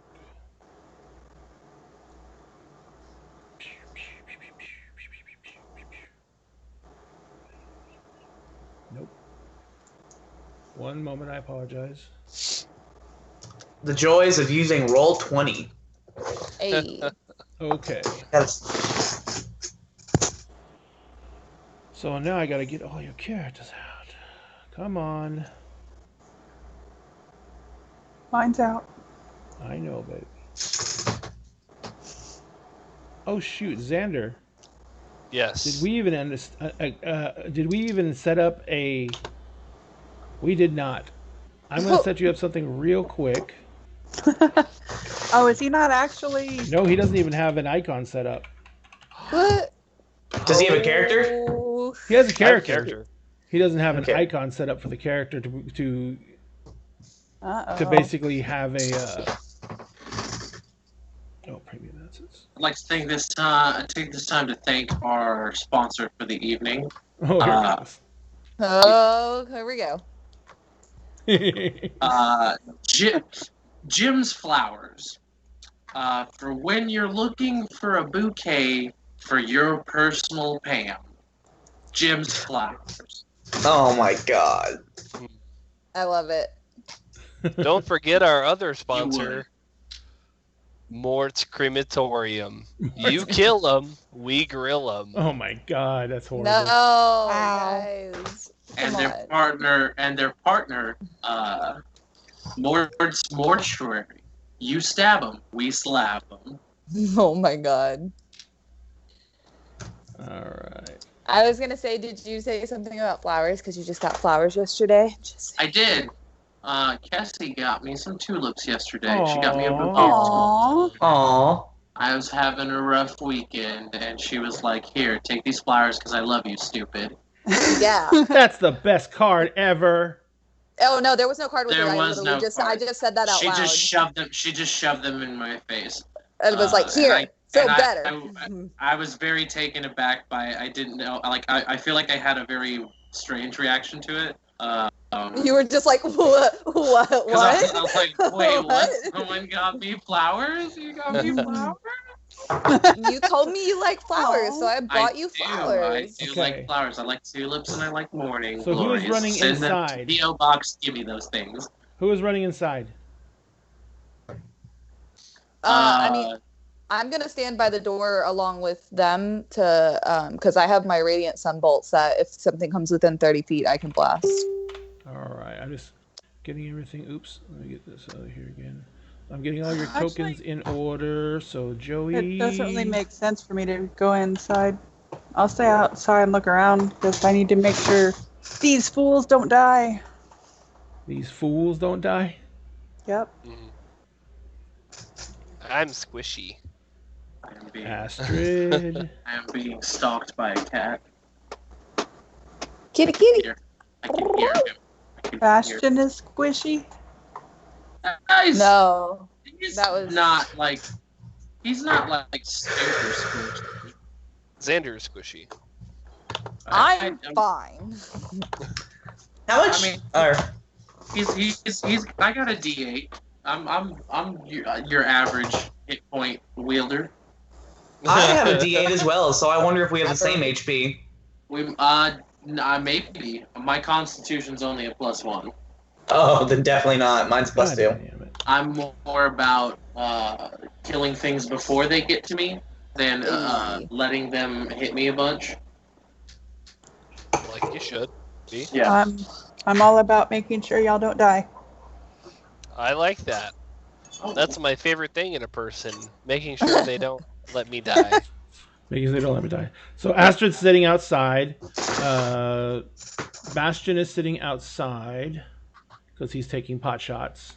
Yeah, I'm like at the door, like people running through the door. I'm like on the side of the door, like I'd be holding it open, or as if I was holding it open, and I'm just taking shots.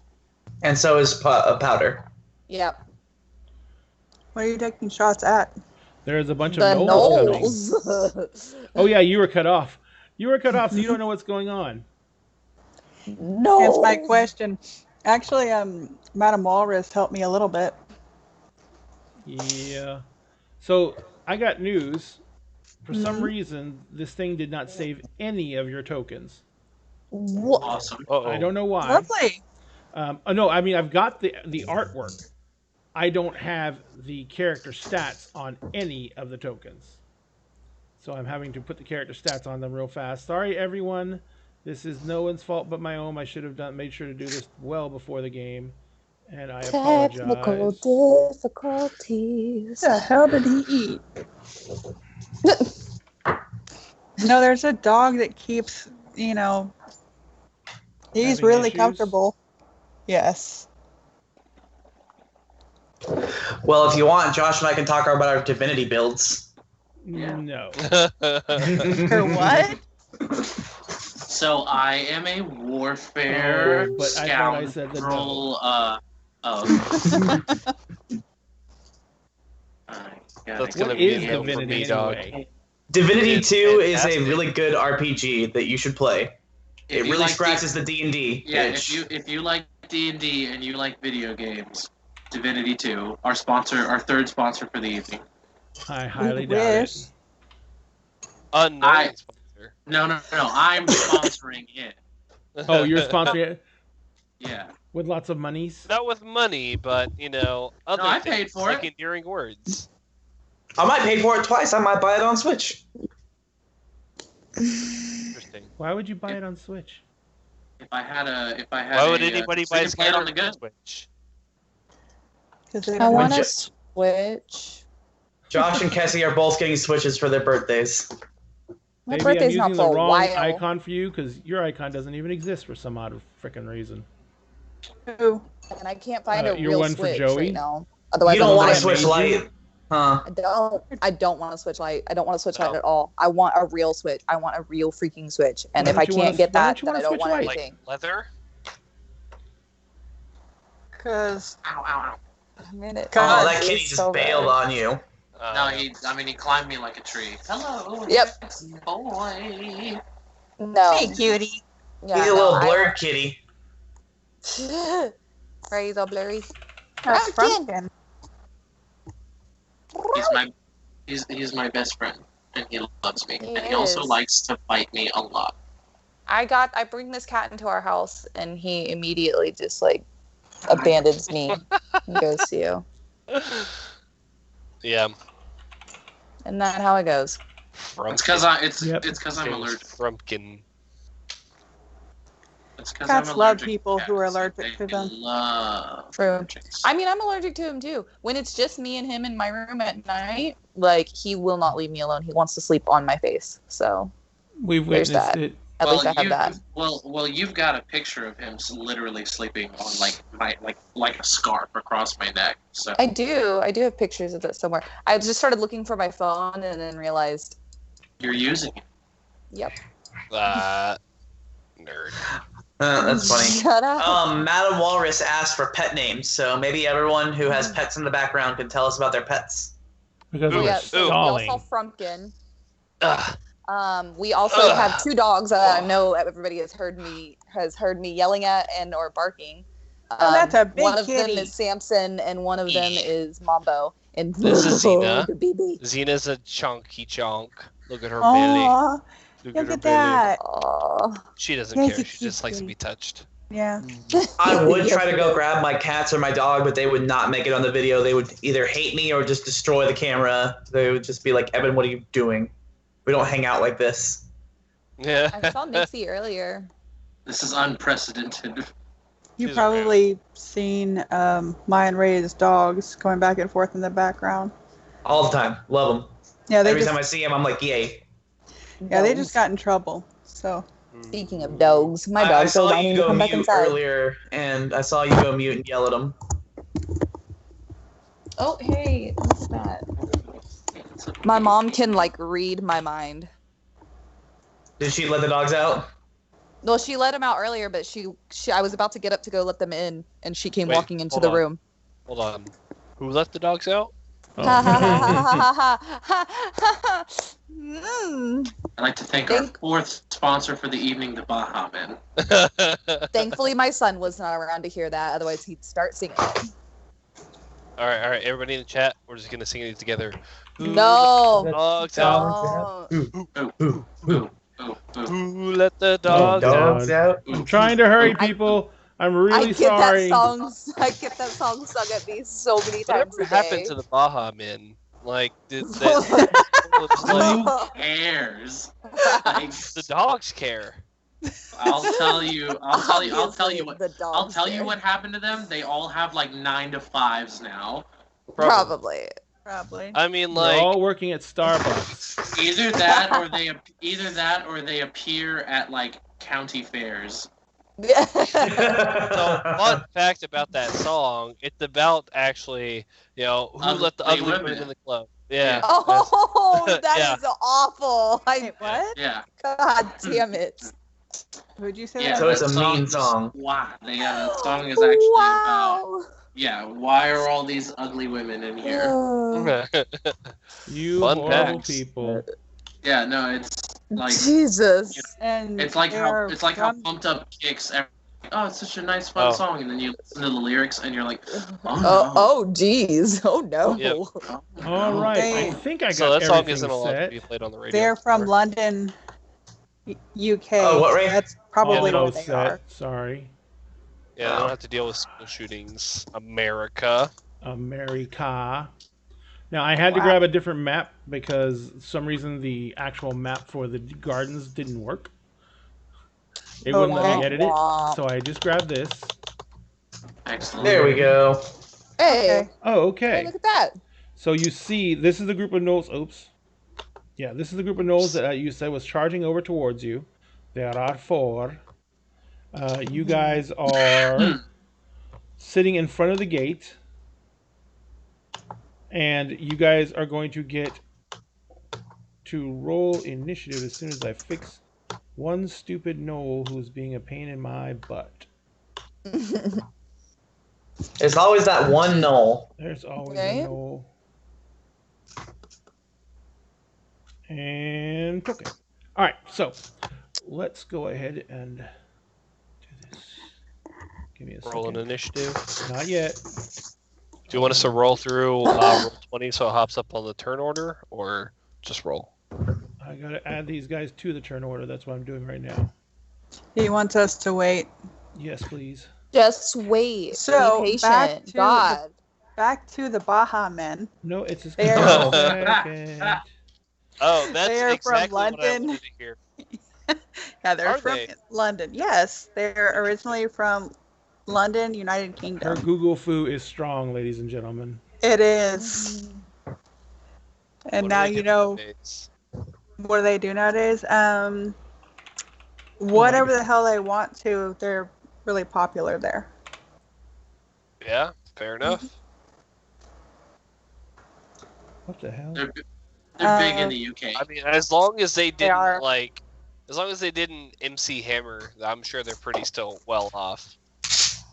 Alrighty, ladies and gentlemen. I don't apologize know again for the much wait, about but MC this was Hammers. not my intent. Wait, didn't There he we go. become like a pastor or something? I don't know. I know that he spent all of his money because he thought he was going to be bigger, and he had a one-hit wonder, and that's about it. All right, so let's go ahead and get started with the initiative rolls.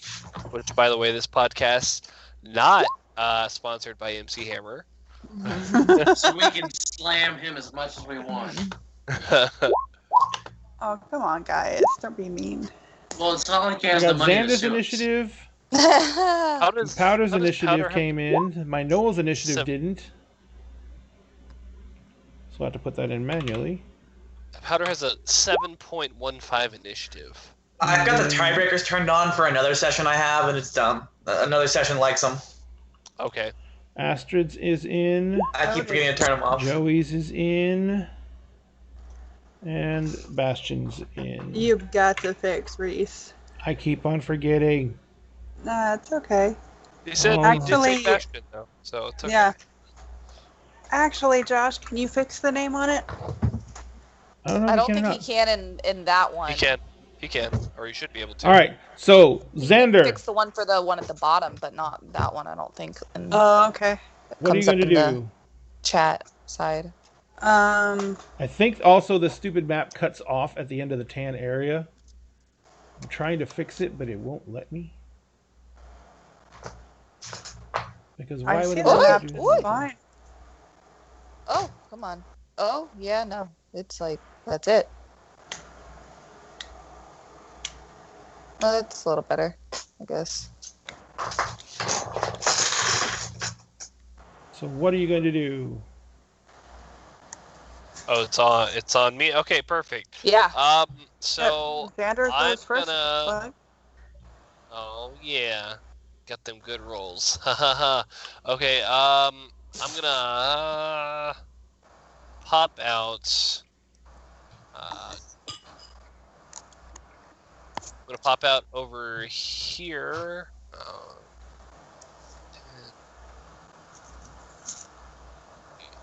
And then this null right here cast it's just not yeah. What? I did. The front one. So it's to make a DC 15 wisdom save.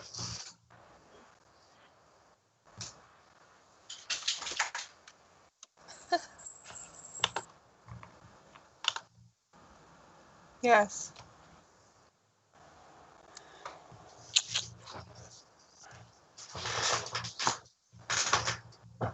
A 15. Sorry, I was trying to read it. I'm sorry. I was trying to read it.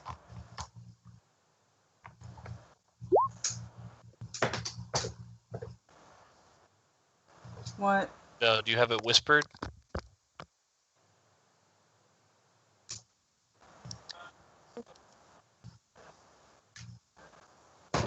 Oh, wow. Well then. Okay. Then I am going to kind of poke myself right back over here, and that's going to be my turn. Yeah, I moved to here, and then I moved back. Yeah.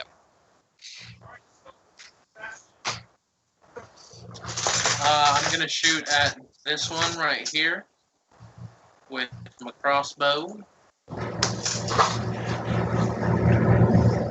Uh-oh. What was that? Ooh. Yeah. Yeah. Kind of what it sounded like. That sounds like a mad cat. Yep. Oh, he wants in my room. Hold on. His food and everything is in there. For the first time ever, he wants in. Right? Let me in.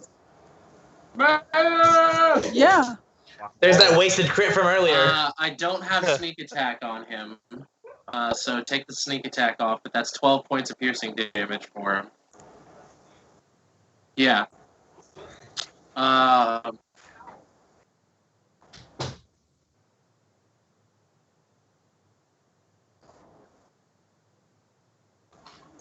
And as a bonus action, I'm going to yell, strike that one. He's wounded, and I'm going to stay there. More people are like funneling in, right? Like to the house where everyone's in.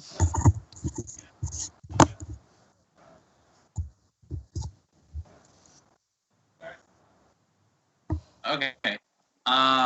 Then I will stand my ground here and wait for everyone else to get inside the house. Yeah. I mean, like, if people are, my original interpretation of this is that people were still like funneling in, and that's why I was standing at the door to like make sure that people get in, and like try to slow these gnolls down. Just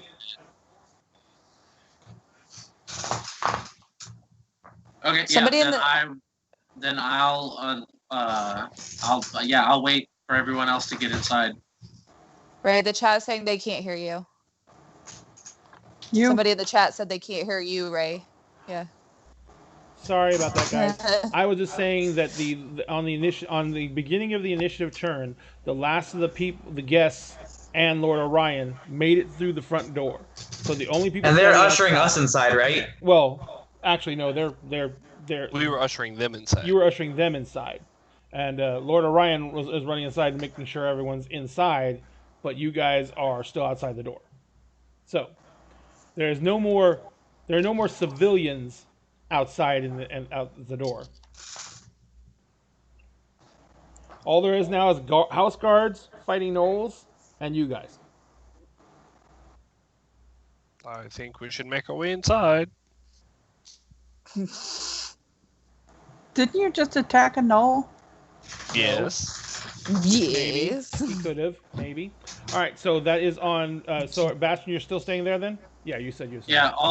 Powder. Also, Xander is like blocking the door. Well, if you come out from an angle, you can get by him. But Powder, you're up. Excuse me. All right. Excuse me. So Powder really quickly is going to 30. No, that's not worth it. Okay, so Powder is going to make his way around whoever's in front of him there. I can't really see the token. Can't Bastion. tell. It's you, Bastion. Awesome. I figure. And he's going to stand next to them, and he's going to shoot the same one with advantage because you gave the help action, right? Right. Cool beans. He's going to shoot it with a Ray of Frost to try to slow its descent, or slow its attack. Yes. Fire away. That's a 25 to hit. 7 cold damage. Yes, it does hit. All right, 7 cold damage, and it reduces the move by 5 feet. 10. Mm-hmm. 10? 10 feet. Yeah, Ray of Frost is 10. And then, so how he pulls out the temperature gun and he cranks it to the cold side and just shoots it out real quick. And then he goes, "Everyone, get inside! I've got a plan." And as the gun goes off, the creature gives it like stumbles a little bit, and you can see frost covering its fur, and it last second it kind of like shakes like a dog shaking water off its coat, and ice crystals go flying everywhere. But it is like it almost goes down on puts one hand down on the ground, but it's still trying to lope forward almost on all fours now. It's almost like crawling forward at this point and snarling. So on their turn,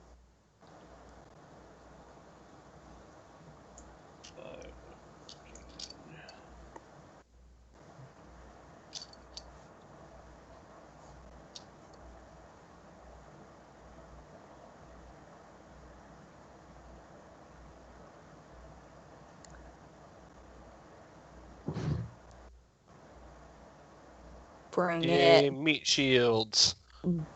Frickin' bring it. Oh, right. shit. Damn it. I brought it. It's brought. It's been brought. The bringing is brought, and the brought. It has. I can take it. I'm fine. Kick their asses. Second. We'll see.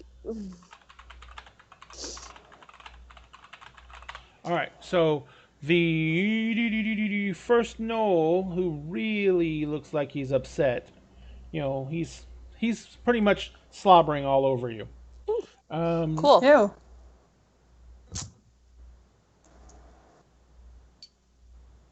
He grabs the spear he's carrying with two hands and tries to drive it straight through you. And completely misses. Yay for Noel sucking. The next Noel is going to do the same. Sorry. And he actually, Astrid, what's your AC? 16. He misses. Oh wait, the first Noel goes to actually bite you as well.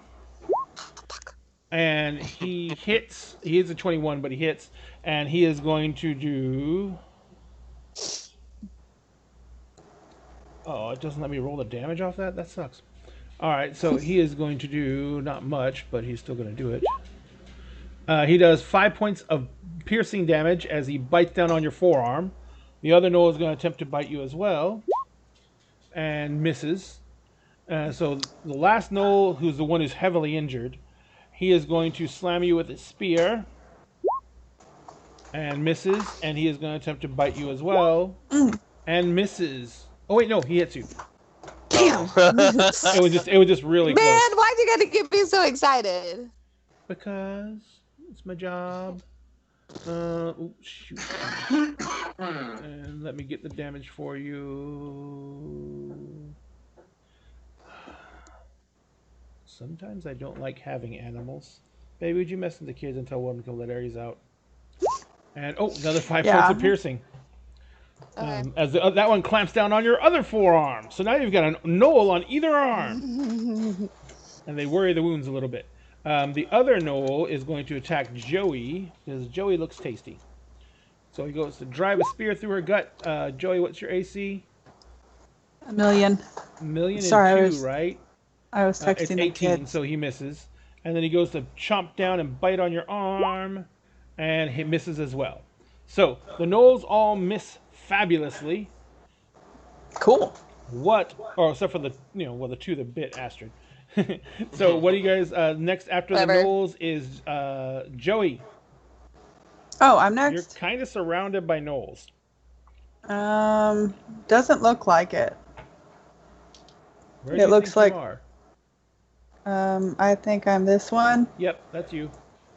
But I was right there, Yes, and I have a Noel right there. I mean, I think that's Astrid.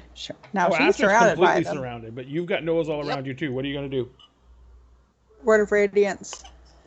Word of Radiance is a what save?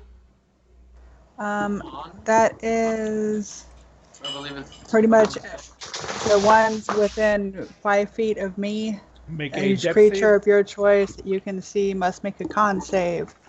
So the one directly in front of you fails, and the one directly Excellent. behind you makes a natural 20. Wow, that's 2 natural 20s for me tonight. Well, screw him. All right. Either way. So the one in front of you is going to take full, and the other one takes half. Yes. Oh no, he takes none. Oh. Full 6 damage. 6 damage. Max damage. On the knoll. Thank you. See, I roll well on that kind of thing, just not my initiative.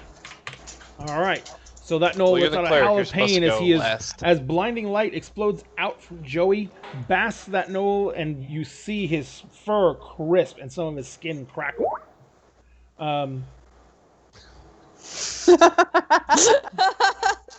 So we're gonna have a GoFundMe at the end of this to get Evan a new chair that's like quiet. Right. Yeah. Or Evan's never gonna be allowed to move again, one or the other, and we know that's impossible. So. That's impossible. So after Joey is Astrid. Yay! Hey, Astrid, how you feeling? I finally get to go. By the way, real quick, Josh, I don't know if you heard, but if your character is dying, yell my character's name. There we go. Cool. Gotcha. Okay. Aren't you glad I choose short names? So. Kill the bull, Astrid. Gonna get... I don't even know. Nah. I'm gonna go ahead and go for this one first. Let me see if I can get it to work. Come on. You can do it. That one. The one to the right of me. I'm gonna hit him with my staff. Double hit it. 13. 13 on a Noli Knoll. Come here, Noli Knoll. Tell me your armor Regular class. Knoll. He misses. Your quarter task swings around. You strike him on the shoulder, but he is wearing this thick leather hide armor, and he barely Fucking notices bullshit. Goddamn bullshit. Piece of crap. Mother Noli Knoll. What are you doing now? Wow. Hey, Astrid's mad. Unarmed strike. Gonna take a level for a bonus action. Bonus action? That definitely hits. 8 points of bludgeoning damage. You're doing it to one. Which one was it 8 again? points of fucking damage. The one to the right of me. The one that's already injured? Yeah. And he... I guess that's that one. That one right there.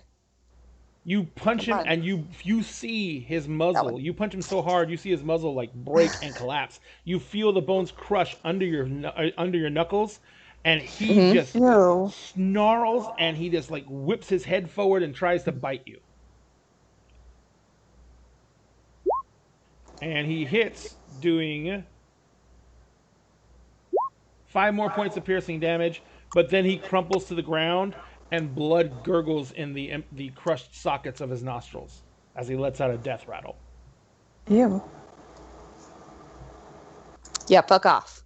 All right, so that's 1 knoll down. And wrong button. So, and next out of the Astrid is top of the round to Xander. All right, beautiful. Okay, cool. So they gave the all clear to run inside. Yes, they did. So that one's dead. Just as a parting little ditty, I'm going to cast Vicious Mockery on, we'll say, this one right here. Gotcha. He's got to make a wisdom save, yes? Correct. Got to be at 15. DC 15 wisdom save. Knolls ain't the wisest creatures on the land. He fails. Nice. So he takes 2 psychic damage, and he has disadvantage on his next attack roll. Got it. And then with that, I'm going to pull out my little violin, play a little ditty like a fiddle, and inspire Astrid. Astrid, you get an inspiration. Aww. It's still a D6 at this point, correct? Yes. All right, so you have a D6 inspiration. Stop! And then I'm going to tuck inside. You tuck inside. All right, so that is Xander. Bastion. Oh, okay. There it is, Bastion. This guy was the one that I shot earlier, right? No, the one that's dead is the one you shot earlier. Oh, is he dead? Okay, all right. But I shot this one right there. I did too. Yeah, I'm gonna go ahead and shoot this guy here. with my crossbow. But I'm going to this one right here. Okay. Right next to him. But before I do that, I'm going to bonus action help on this one right next to him for Astrid. And I'm going to call out to Astrid and I'm going to say, swing low. Sweet chariot. Sweet chariot. Oh, Jesus. Okay, so I'm not the Jesus. only one who got that. All right, ready to go. She went high. She went high the first time and hit his Shoulder. His shoulder. So swing low. So And the then- one right in and- front of me? Yeah. And then for me, I do get. Oh. ¿Qué pasa? How does that work? What? Yeah. Well, Huh. why Okay. is it green? Wait. Are you just Yeah, why is it That green? is I'm so weird. confused. Green's his color, I guess. I don't know. No. No, Well, he it's supposed to missed. be green if he crits. But... crits? It's supposed to be red if he fails, and he crit failed, and Yeah. I guess it's just an error in the code, and it showed the green instead of the red. So you missed, Hang Mister. on. I want to try. We're obviously going to keep the same roll, but or the same result. But I want to see if it is green on the next one. Yeah. What the It hell? is. Yeah. What is So going it's on? It's forcing crits on me here. Hey. So, Oh no. Oh Weird. no! okay, got it. Did you figure out what was going on? What happened? Let's try one more time One for more science. For science. For science. Hey! Okay. Oh, green is crit strike? Yeah. Yes. Okay.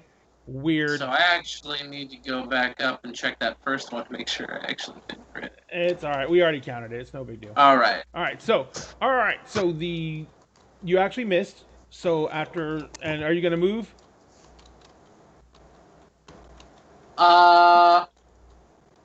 Yeah, Astrid's in trouble. I'm going to I'm run fine. up to. I'm going to run up to right here. Okay. So now you're Wait, in she's base in base trouble? attack. That's the one that's dead. I know. I Okay, can just still double-checking. attack. I can still hit this guy. That from one. here. I'm- Yeah. I can't occupy this one's space at the same time. I don't think. I can. I just don't like that. You don't like Because then it? you can't see you. All right. Yeah. So that's the end of your turn, sir? Yeah. All right. I'm gonna do. No, I'm gonna keep my crossbow out because I don't have disadvantage to shoot somebody in the face. Right. You have crossbow expert. All right. Powder. All right. So, for a 15-foot cone, I always get a little confused on a square map how that works out. But The first I think cone in front of you is the first square in front of you is the first cone. First is Yeah. occupied. Then the next 3 squares ahead of you, and then finally it's the last 5 squares. So it makes it. It basically makes like. Oh wait. Like Move it- to where you're going to it be. goes There's like- a way to do it on there. Yeah. It goes like this. Starts here, and then it goes up to this one, and out to this one, and out to this one, and then you just go out one more on each of them, and then also still like through the middle here until Where are you, like where are you that. going So to, then Powder? So I'm not gonna do what I'm doing. Then never mind. Yeah, like I just had to make that's- sure of that. That's Cool. that's a 15-foot cone. Yeah. It looks terrible, but there it is. Thank you. It I works. appreciate it. That works. That illustrates the purpose for me perfectly. I can't get to where I need to be, so I'm just going to. Yeah, he can also do like Dungeon Master tools for effects. Why would it go the right direction? He was making you do. Oh, look at that. Color vomit. Oh my god, The that's so hell? great. Why is it only going that direction though? Oh Wait, wait. that was a cone. Ha! I got it to go the right way. Cool. So Accomplishment. I'm gonna That's a take cone. just another pot shot. And oh, my cat just invaded my room. They're not supposed to be in here. Whoa. Okay, so did you roll? So I'm again? gonna take another pot shot of Ray of Frost, At not which with one? advantage this time. The one in front of Bastion. Got it. Fire! 16 and 2 cold damage. Dose cold damages. Oops, I'm still on that. Sorry. Making everybody color vomit. It's 2 cold damage. 15. And his movement is reduced by 10. All right. And I move into the house on the opposite side of Xander. Got it. Staying out of the way, but still getting in the house. All right. After that is the Knoll's turn. All right, I gotta pick this cat up. You got it. Love on the kitty. The first Knoll is going to try and stab Bastion through the gut with a spear. Yep. Misses. Tries to bite you with a toothy maw. And hits, and you're going to take 6 points of piercing damage. The next one is going to attempt to jam its spear through Astrid. And crits. Ooh. Fucking bullshit. Bullshit. And it's a good thing I always say it's two-handed. Because now I get more damage. Meh. Well, it's a shame I can't see. Because cutting works, but... well, thanks a lot. Lousy roll, though. So it is 10 points of piercing damage from the spear slamming into your gut and being ripped right back out. Oh, shit. And then he hit with a bite. How much was the damage? Sorry. So far, it's 10 from the spear. Okay. But you're also getting hit with a bite. Which is 5 again. Jesus. You're getting all chewed up. You got Knoll spit all over you. Okay, I don't feel so good, guys. I don't feel so good. All right, and the last Knoll is going to try and continue to skewer Joey. Because skewering Joey is what he lives to do. He misses on the spear. He goes to bite her. And he misses on the bite. Oh my god. Joey's blessed. Yeah, Kessie's just taking all the damage for us. Yeah, Kessie's taking the hits for Joey. So, Kessie's the tank. Joey, you're up. Apparently. It's not a good idea. It's not a good idea. Can I cantrip and bonus action first level spell? Yes, absolutely. Excellent. So I'm gonna can't bonus action. You're good. It is.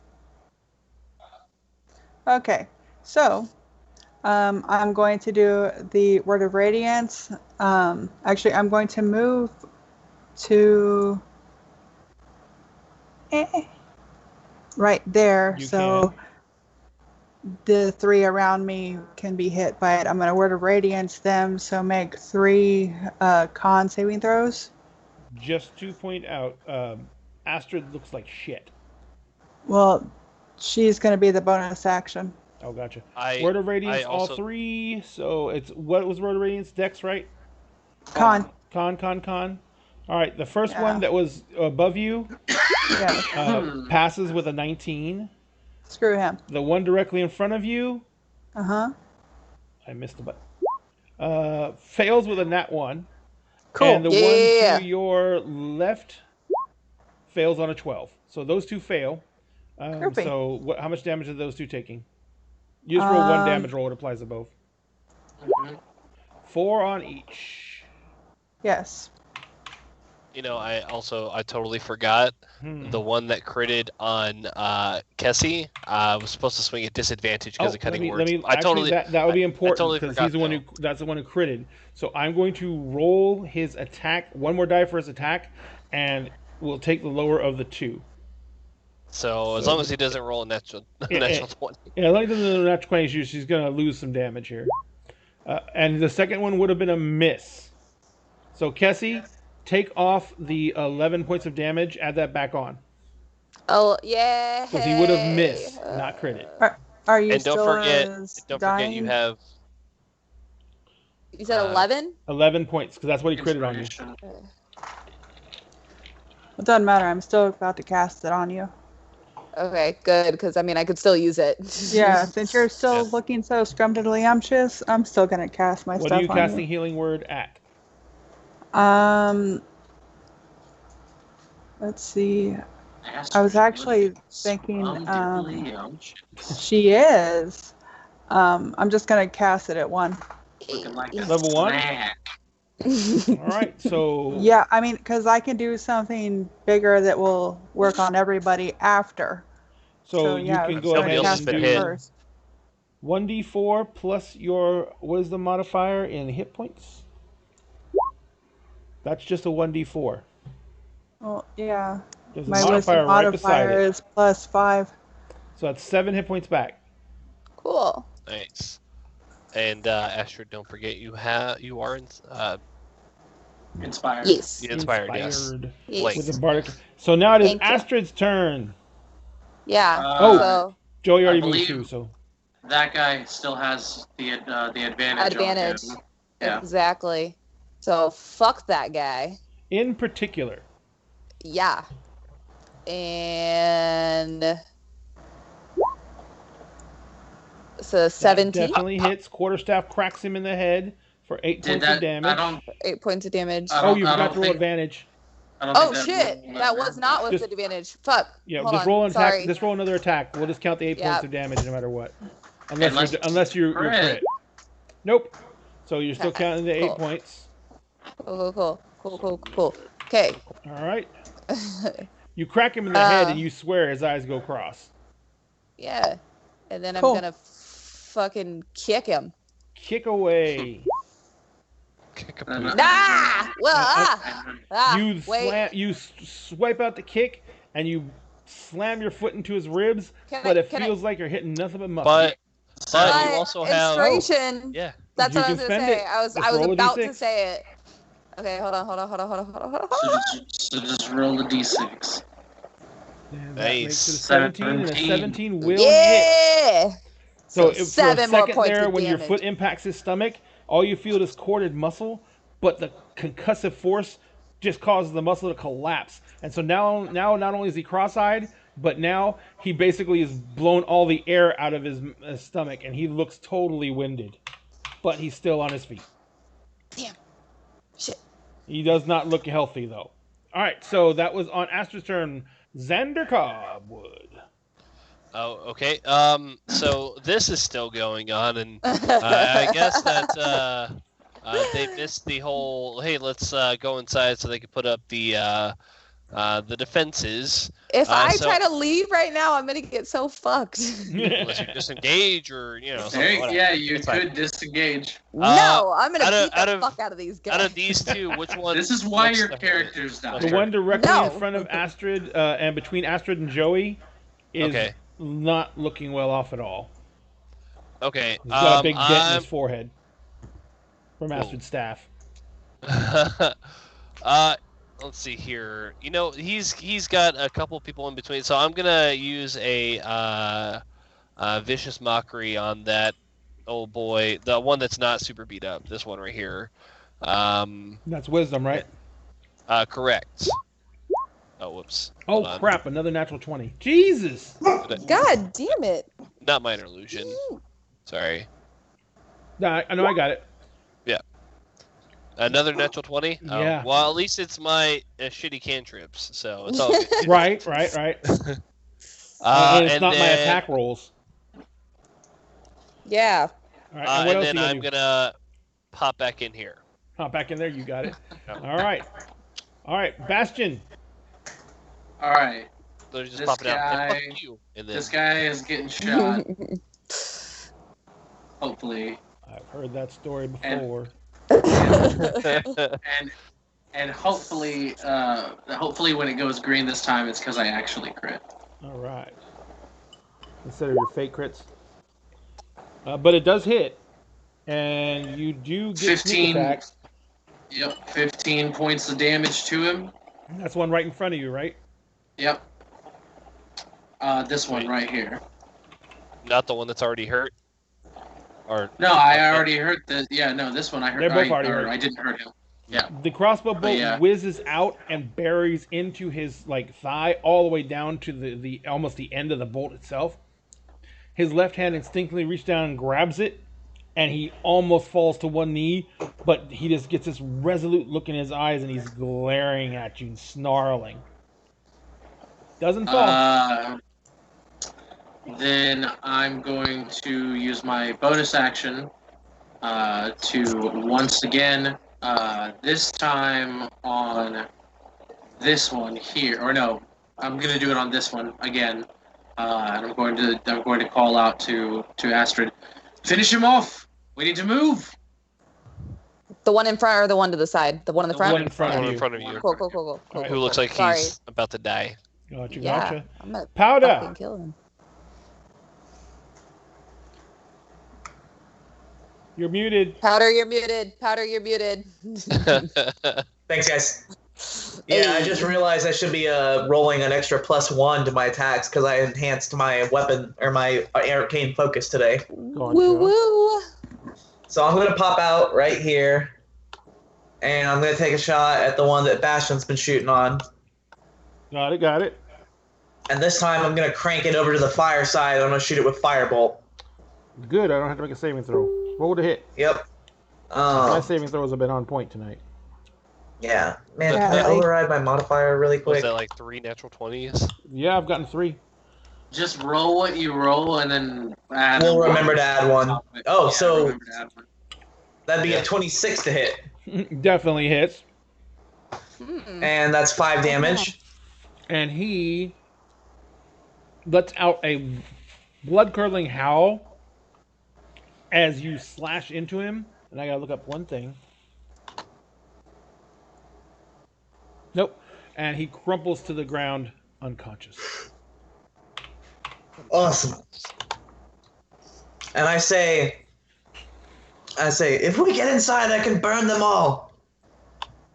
And I wait at the door and try to let people pass by me Gotcha. because I'm small. Wheel. You actually don't have that ability halflings do. Oh yeah, They can still move through you since you're an ally, but yeah. But it costs them double movement for that square. So I moved out of the way and I moved back to my old spot. Got it. All right, And that's that fair. is on. I just wave at you. What's up? Hey, On the I just keep Knoll's going. turn. Bang.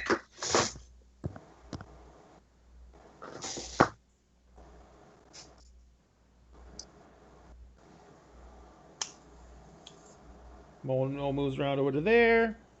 The Knoll that's on Kessie snarls at her again and attempts to run her through with a spear. Does he still have disadvantage? No, he does not. Oh, yes, he does. He failed, No. so he has disadvantage. Fuck yeah. Failed what? So I'm going to take the lower of the two. What the heck? Roll. There you go. Oh, wow. Both rolls were a 6. So he missed with a spear. He goes with the bite, and he hits with a bite. They love to bite Kessie. Yeah, they're just like chowing And 4 down points on me, of like, piercing for for real. the bite. 4? Yep. Okay. And that's the other fine. one is going to try and rip into Joey again. Dogs! Drives the spear at her and misses horribly. Come on, I'm gonna hit her. Oh yes, I finally hit her. But does manage to snap out with his maw and bites down on basically Joey's shoulder because she's so short. That is rude. Oh, does a whopping 3 points of piercing damage. Oh, I'm dying. Joey, you're up. Oh, cool. First off, how does Astrid look? She is. Yeah, she's. You can tell that she's not doing the greatest. Like fabulous or anything, but I'm not But- like. She's not dying or anything, though, right? Not at this very moment, no. Not like. On a scale of X out of Y. Not like moments away from death. Well, that's No, she good. has her feet solidly underneath her. She is in a proper fighting stance, and she is not holding any visible wounds, so she does not look like she's dying. Groovy-ish. I'm going to actually do the same thing I did last time. I'm going to Word of Radiance the 3 things around me. I think That's there's only 3. two now.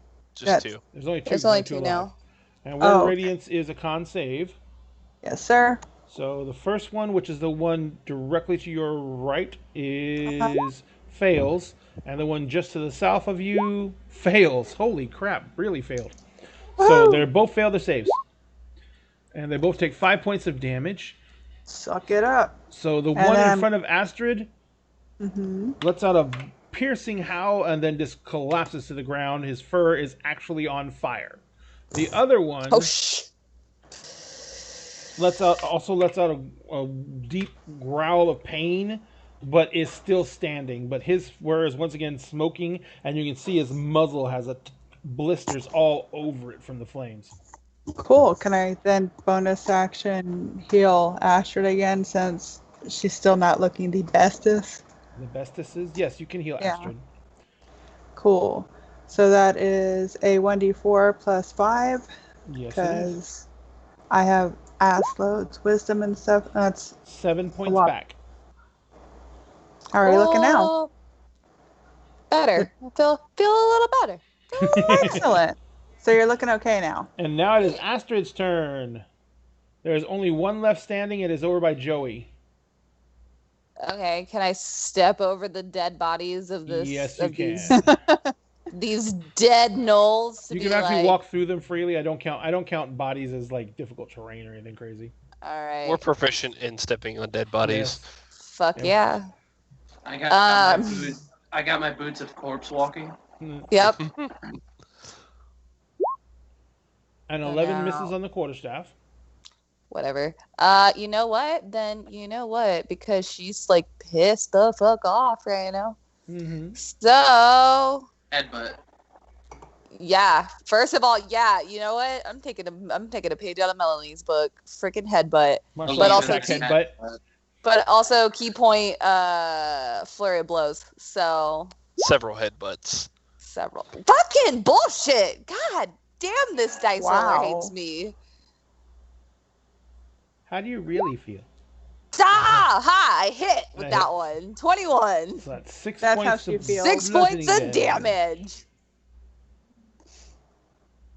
And Yeah. its head rocks back as you snap out with a strong jab, and it basically has blood coming out of its snout, and it got one eye is kind of partially closed, but it's still snarling with rage. Top of the round, Xander. Well. Oh wait, are you gonna do anything else, Astrid? No, that's it. I said yeah. Well. All right, poke on out of here and do the damn thing again. What's the damn thing? Vicious mockery. What have you been saying to these things?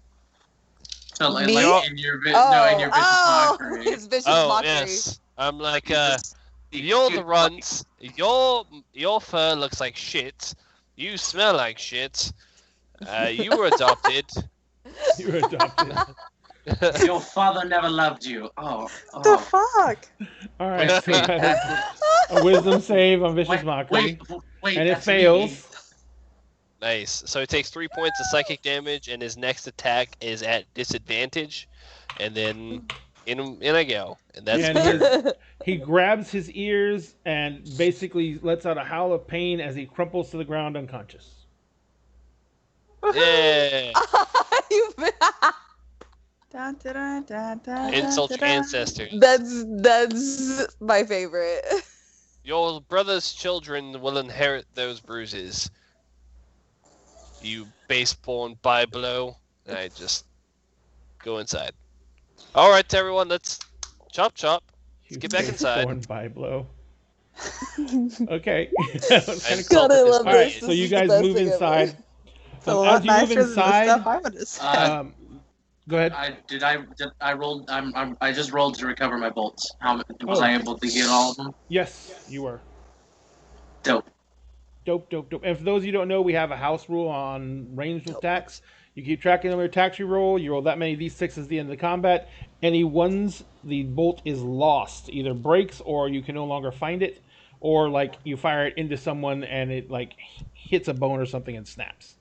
So, all that being said, you guys come out of the combat fairly unscathed. Astrid got chewed on a bit. Yeah, a little bit. But I'm you guys fine. move Totally into fine. the actual manor house itself. It is you walk in. There's people grouped around. There is a few guards in here, but you can hear the majority guards are outside fighting. Once you guys come in, you see the Lord Orion. He's got a similar item, the glove gauntlet with all the gems all over it. I want you guys to get in. He kind of like says, "Oh, thank the lords," and he slams a large gem on the back of it, and you guys can feel the emanation of power, especially you, Joey, and you, Powder, and you, Xander. You guys can feel the arcane magics being willed to life outside, and you hear a bunch of yipping and howling, and you hear some human voices screaming, fall back, let them take care of it, fall back." And you hear yipping and screaming and howling, and you hear a lot of heavy thuds, and the door in front of you suddenly just like bams inward, like something like a battering ram slammed against it on the outside. And after a few moments, everything goes quiet. And then there's a like knocking, rapping on the mithril door, and it says, "My lord, the topiaries have cleared the yard. We think it's safe to come out. We're sent some men up to the tower to inspect the damage." He says, "One of the men reported that there was another group that went around the back of the building. We've sent scouts to see send a troop of men to find out what was going on."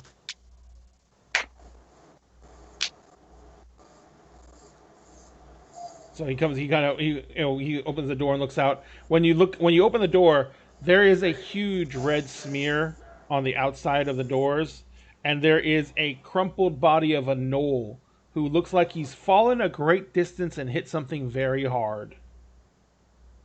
And you see across the way that there is gnoll bodies littered throughout the courtyard, and most of them look like they've been smashed. A few of them look like they've been run through with very large objects, but they have all been basically dispatched in one way or another.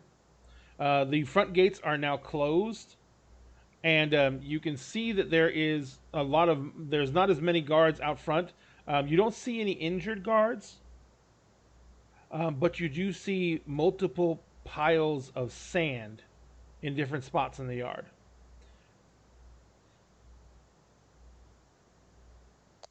Well, then I believe you definitely made short work of them. Tell me, is that going to work on the ones that circled around the back, or is that something that you think we should take care of? He's like, I don't understand exactly what they would have been. And right about that time, you see a much larger sky skiff take off, like come around the house, and it comes whipping and it goes shooting out. And instead of like that eruption you saw earlier when the first sky skiff came through and crashed into the building, there's no flash of light. And the sky skiff goes sailing off, and he looks around and he says, he kind of stops. He's like, "I don't know what that was." And he kind of stops and he's like, "He wouldn't dare." And he says, "Quick!" And he slaps a ring, and it's got to one of the gems on his wrist bracelet, and a little like projected illusion comes up, and it's an illusion that kind of shows in odd relief, almost like a LiDAR image or a multi-pixel, an image made out of points created by a laser. It shows like a relief of a bedroom, and there is a bed that's been all the covers have been tossed aside, and he's like, "No, not again, no!" And he's like, "Get my skiff!" And and one of the guards goes, "Sir?" He's like, "Bring me my skiff!" And then when the other guards, the skiff comes flying, or you see the skiff come flying around the side of the house, and the guard says, "Sir, we cannot leave the yard. You know that. The magic only goes so far." And he says, "I know that." He's like, I need you again." He's like, "I need you to follow that skiff. They have my boy again." Knew it. Let's go. Yeah. Hop in the skiff. Started. Before I get in there, I'm going to walk up to Alden, and I'm going to say, "My lord, when we find the shot, do you want him brought back alive, or do you want him dead?" "No. If you can bring him back, bring him back." He needs to answer for this, and I need to find out why. He says, if you cannot, then make sure justice is served properly. I nod, and I'm gonna go But above get on the skiff. everything else, bring back my boy. Yes, of course, and I'm gonna jump on the skiff. Well, it's not a skiff; it's his sky coach. It's an elaborate silvered out metallic contraption. Let's go. It's got seats inside. You can see up to 6 people inside, and it basically has a long, almost like a sleigh front end going out from it. And when you get into it, you see there's as you're sitting in it, and when you come walking up to it, there's an illusion of 2 unicorns pulling the skiff. So riding in style. Yeah. So you guys pilot the skiff, and there's a driver up in the skiff, and he says, and he was sitting there watching, and he's like, don't worry, we can catch him still. And he takes off, and he begins sailing the skiff up through the streets, and he's like navigating, like chasing along behind it. He says, we need to be careful. I don't want to force their hand. He's like, they're already driving. And he's like yelling this back to you, but you guys can actually, he's talking, and he can hear him inside the skiff, even though he's outside the skiff piloting it. And he says, I don't want to force their hand. I don't want them to crash the skiff at this speed. It could kill the boy. He's like, I'm just going to follow them, and then I'll get you close, and you can take care of it. Is that agreed? Sounds good. Sounds great. So you guys recognize right away, because of the direction the skiff is going, especially for you, Bastion, and who else was a resident here? Was it just Bastion? I think it was just Bastion. I think I've been around for a little while. Okay. Well, as the skiff is whipping through the city and navigating, it's going downward, but it's going to the outskirts of the city, and you realize as it's moving, it's headed for the lightning rail station. And so it's whipping through the crowds, whipping through the town, and he's keeping back. He's not trying to press them. It's still driving very recklessly, but he's basically just doing his best to keep them just barely in sight and track where they're going. And so as it gets towards the rail station, it goes over to the far side where there's a bunch of older buildings that were part of the original rail station that have since been abandoned in favor of the new placement of the rail station, which has much more modern facilities. And you see that the skiff goes sliding into one of the warehouses. He kind of circles around once up high, and he says, where do you want me to put you?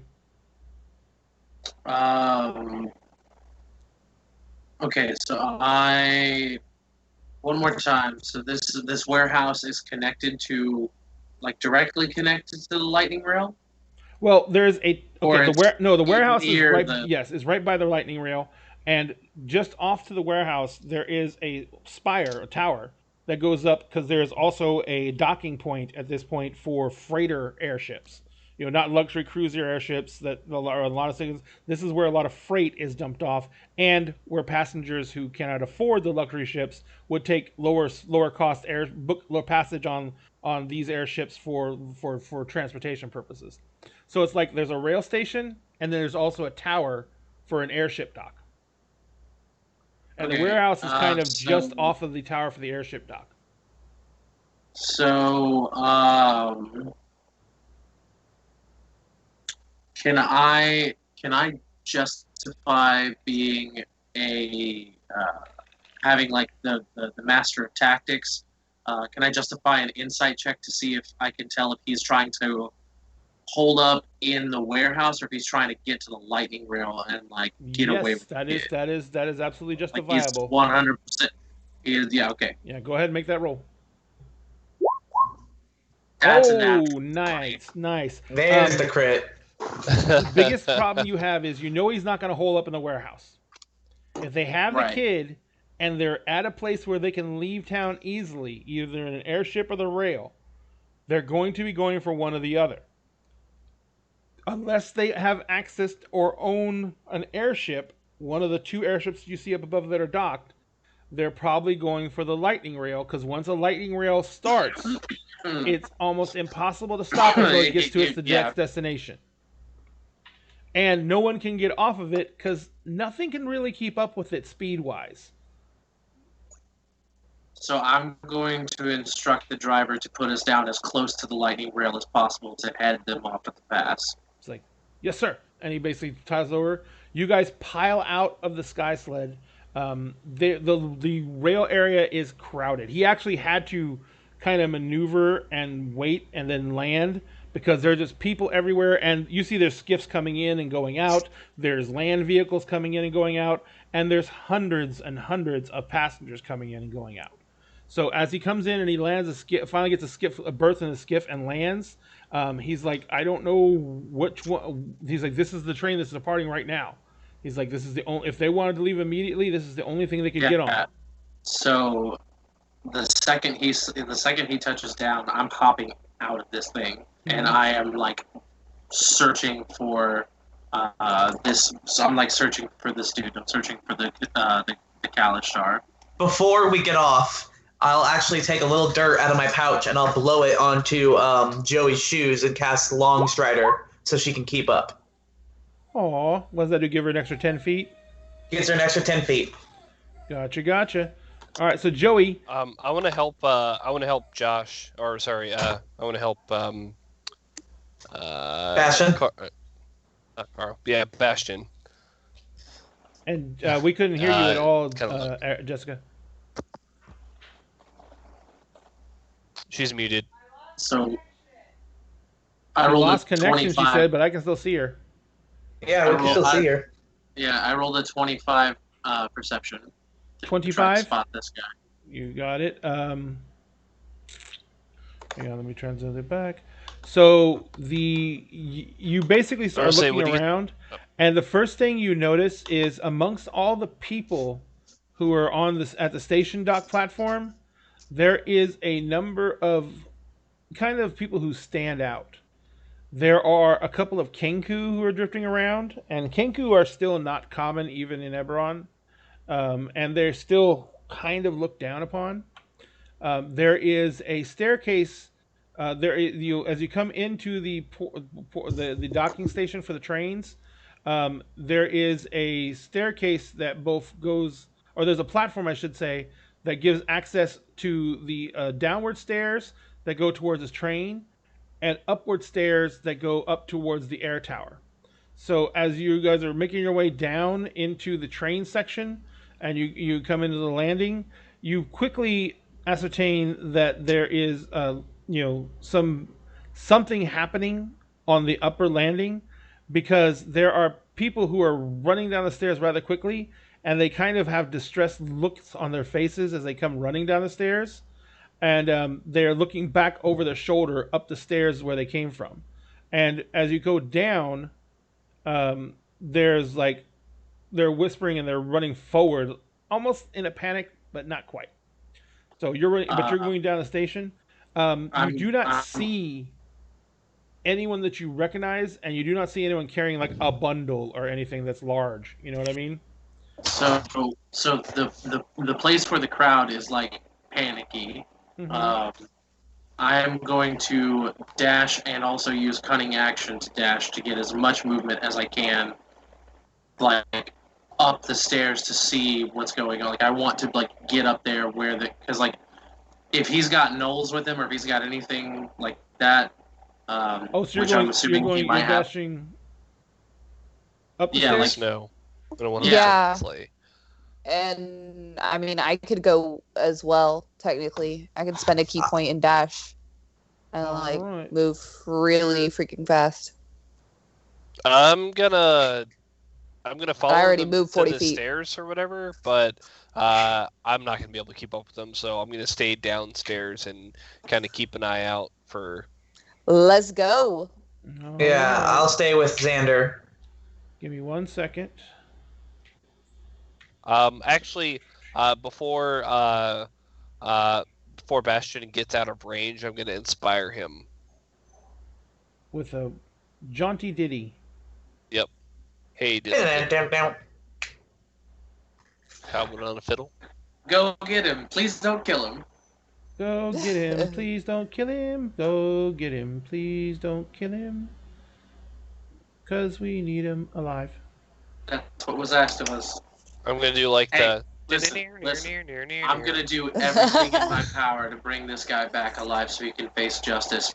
But I have been given the caveat that if I have no other choice, I have to, if I gotta, fucking kill this guy. I can put a bolt in this guy, like right between the eyes. Fucking murder. What I'm doing is I'm gonna put Bastion about 10 feet ahead of everyone else, and then I'm gonna put everyone else kind of in a group running down the stairs. Even me though, even though I move 40 feet. Oh no, Astrid can be right. I'm like dashing. If you'll go ahead of him, Astrid. I would know that Astrid is also very light on her feet and can move quickly, and I would before I take off, I would get her like to follow me, and then I would point ahead at where we're running, and I know that she's gonna pass me up, but I'm still gonna, but only by just a bit. Just only just by a little bit. A bit. Just a bit. Just a little bit. All right. So Astrid. Yes. You come running around the corner, and the first thing you see is a large knoll standing in the platform open. Oh, let me show you. I apologize. I was gonna say, do we get a map? Hang on one second. Ignore the first map that pops up. Hey, once again, I have to slide everything around. Hell yeah, mastermind. I knew that they would do this. Boom. All right. So, waiting for the screen to load. Jessica just messaged me. Yeah. She said she's got double black screens again. I don't know what's going on with her machine. She just did an update today, so it may be causing. But we can still see her. She's muted, but we can see her. Yeah, she's muted. We can't hear her, but we can see her. Baby, wait, I just heard her. Yeah, she said she can hear us. Oh, she just yelled really wow, loud. my mic is really good. I heard it through your mic. Well, here we go. Oh shoot, what's going on? Oh shoot. Yeah, I got a black screen. Hang on one second. Let me reload it. Oh. Shoot.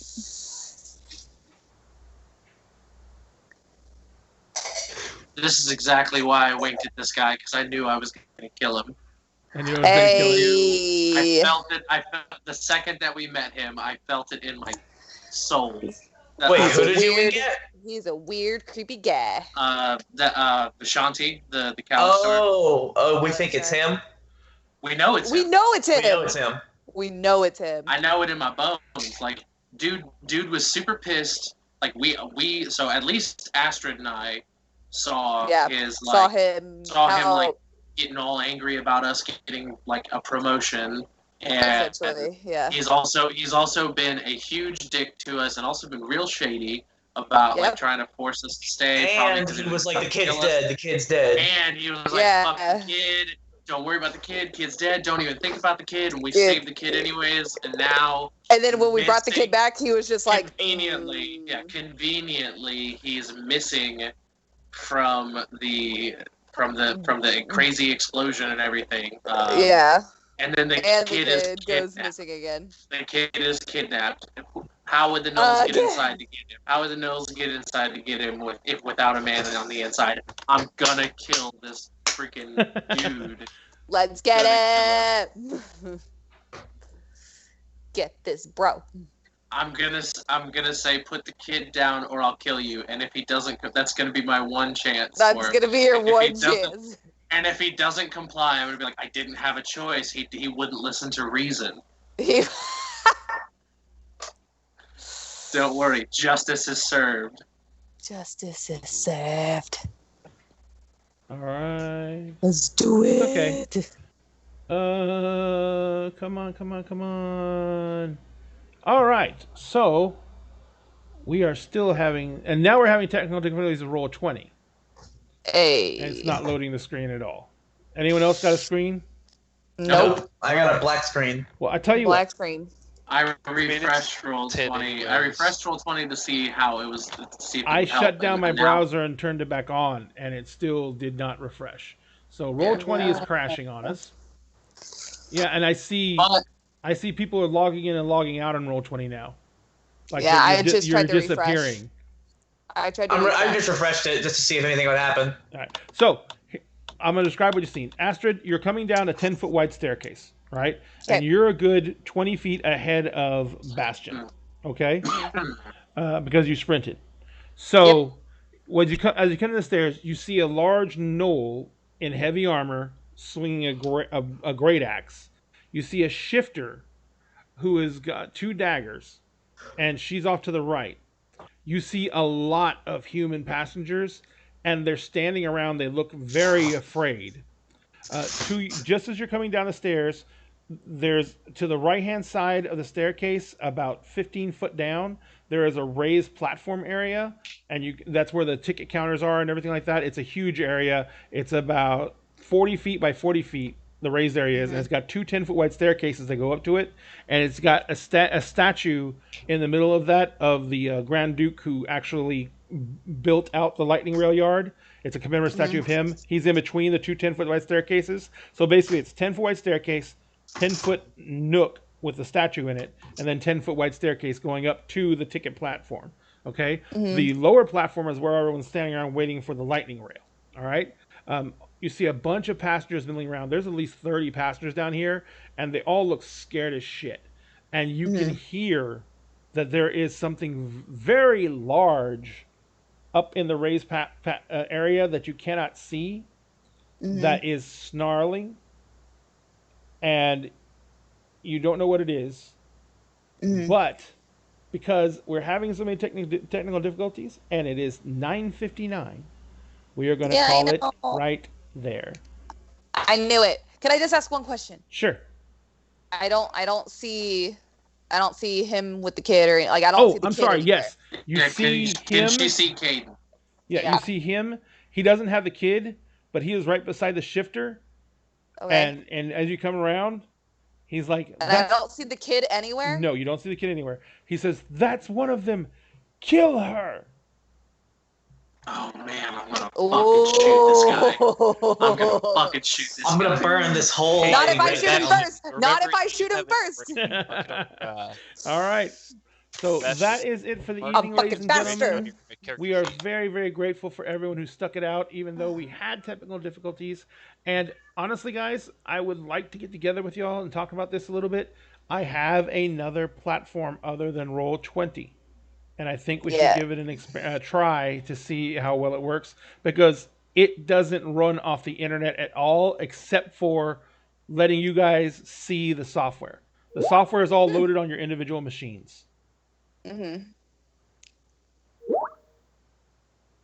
so it's different. It's different. We'll talk about it later. Yeah. But anyway, ladies and gentlemen, thank you very much for having watched the show with us tonight. We thank everyone who stuck it out with us through our technical difficulties. We really appreciate everything. And we are going to go ahead and say good night to you all. And, Jessica's back. I'm sorry. It's okay. No, it's all good. It's all good. No. I got to see what's going on with your computer. I'll call support tomorrow. I have no idea, baby. Yeah. No, it's I don't know. We'll check it out tomorrow. It's okay. So, but in the meantime, thank you everyone who's, like I said, stuck out through the technical difficulties. Tomorrow night, we're going to have to re-rescue an already rescued kid. So, I don't know why this kid is going to get in so much trouble, but next week I should say. And but we will be back on next Tuesday with Eberron. They did a really bad job of keeping him safe. Right. But we'll be back next week with our Eberron Heroes of Brass. On Friday night, we are hoping to debut our new Firefly game, and it is going to be our Session 0. We're probably going to get together and actually make characters a little bit ahead of time, because the process is a little bit more involved with this system. And then we'll go through a Session 0 and it might be even a Session 0 plus roleplay. So it's going to be like a Session 0/Session 1. So we're going to go ahead and do that on Friday, starting at 7. Oh, it's a 0.5 session. Yeah, there we go. Session. Going to do that on Friday, starting at 7 p.m., just like the normal game time. And finally, on Sunday, we have our Curse of Strahd campaign run by Josh. And on Saturday at 7 p.m., we're going to do another of our dinner conversations, where we're going to discuss the changes that Wizards of the Coast has been making to D&D to, it's a horrible term and I hate to use it, but to make it more woke. They're getting things more in line with the way the world really is. You know, there's no one race of creatures that are inherently bad or evil. There's no one, there's no something that makes creatures evil, just, like that, except for, like, well, magic. But yeah, you know what I mean. There's no race that's inherently evil. And they're going to go ahead and they're making these changes to the game. And it has caused a lot of controversy. A lot of people have gotten upset. Make some messed up tabaxi. A lot of people have gotten upset that they're making changes to the game and making changes in how the world runs. And we're going to discuss those changes and what our points of view on them. Plus, we're going to look at, what we can do to help bring people around to it if you ever want to try. But other than that, we thank everyone for having been here. Remember, go to the website, like the page, go to the Facebook page, like the Facebook page, follow the Facebook page, enter the contests by sharing the link. Sharing the contest posts in Facebook, and for the Twitch contest, go to Twitch and follow us there. And we thank you all so much. Remember, take care of yourselves. Be safe. If you have to go outside, please God, wear a mask. The infection rates are just insane. And we had our highest death toll yet in Texas. So please, be careful. We love you. We want you to come back. We want you to watch the show. We want you to be part of our family. We want to give you free stuff. We want to give you free stuff. So, once again, thank you all. And we love you and good night.